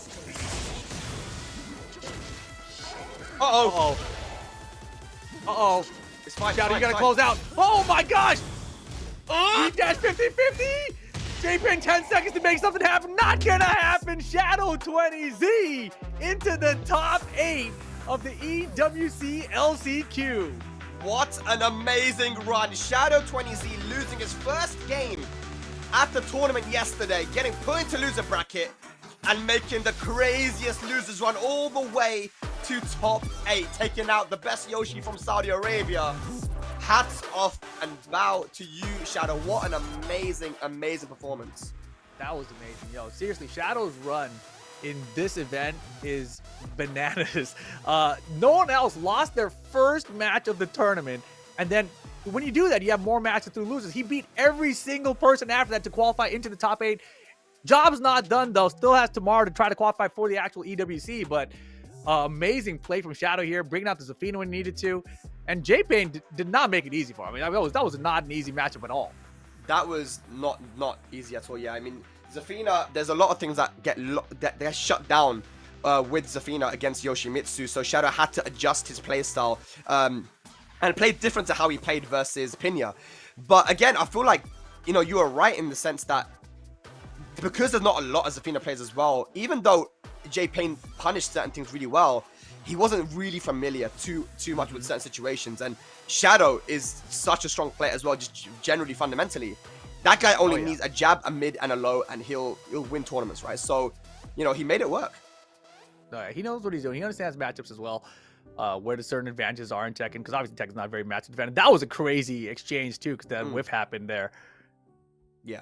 And this, the heat smash guaranteeing the full down forward one string at the wall as well. I mean, there were so many situations where it went down to the wire. And J-Pain, you know, doing a just frame James where, like, you've got the life feed, he's feeling as he starts partying a little bit and then he just loses it, right? You can't do that against someone like Shadow because any opportunity you give him, he is going to take it. Give him an inch, he'll take a mile. I mean, you said that you can't do that against Shadow. I feel like that's like Yoshi players' downfall 101. You know, like it's just like they have a huge life lead. Like, oh wait, I can do these 50 other cool things with my character. Watch this, you know, and that's where things fall apart. So, nice try from J-Pain. I think if he goes back and looks at those couple of rounds though, where he had the big life leads, and he looks at what he tried to do instead of what he could have done, I think he'll be able to see, you know, how to level up his game basically. So Shadow has been rewarded a top 8 placement for tomorrow. And another Yoshimitsu player as well. He's been playing Sajawal for tomorrow in top 8 as well. So that's Yoshi again. I'm wondering if he's going to go for the Zafina deck, probably. But we will see that tomorrow, guys. Top 8 will be tomorrow. Ladies and lads, there is one set remaining. Rip, who is coming up? We got from Korea, JDCR going up against from Japan, Taki.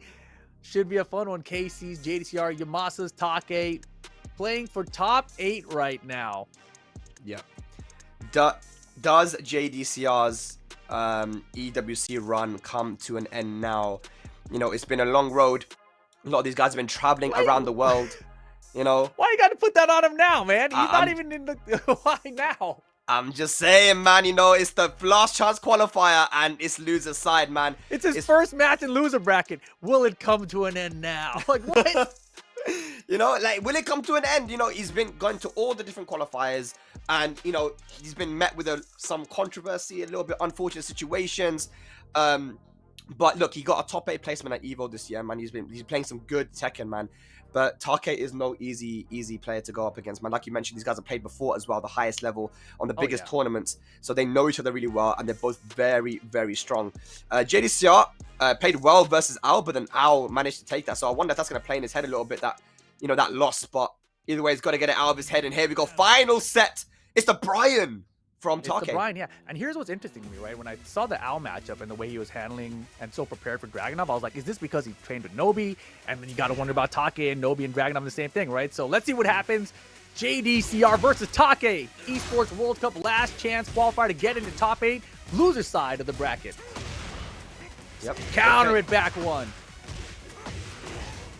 Yeah, it's going to be some big damage. And Brian hits like a truck, by the way, man. It's so scary. Duck in the backboard 3. Very difficult. Ooh, gets the pickup. Wow, nice. Wow.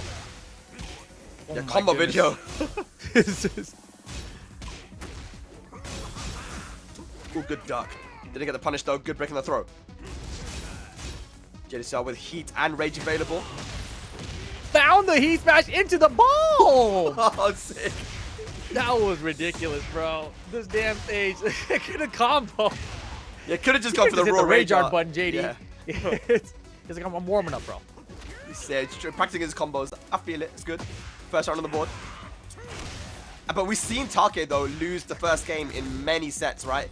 I think it happened earlier today as well against Tibetano, and the day before that as well versus Federer. But his ability to adapt is so good.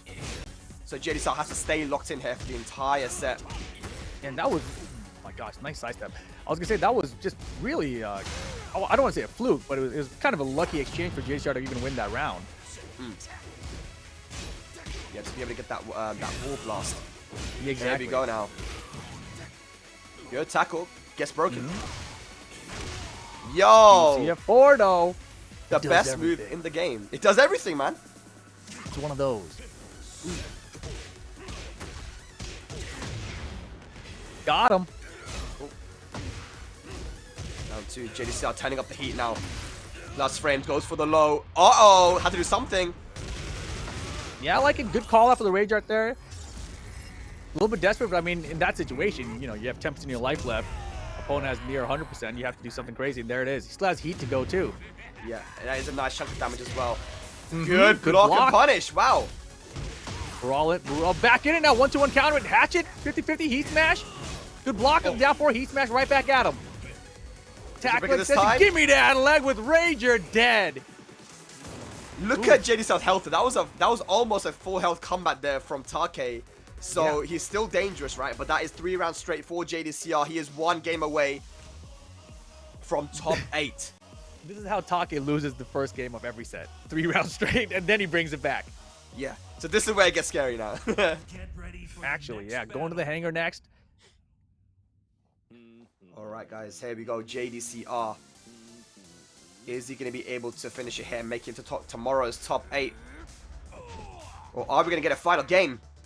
Rebel Hangars, we have a balcony break and wall blast in play. Let's go. Korea versus Japan. Yeah, JD's looking pretty good here, to be honest. Nice down 2 from Take. Ooh.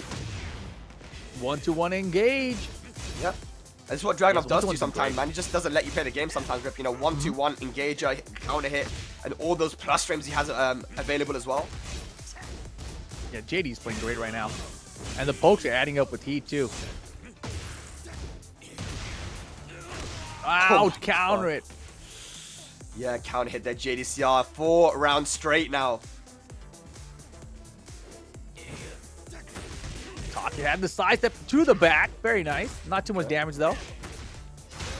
Ooh, look at the movement from Taki. We saw this against Federer, right? Where he was 4 rounds down.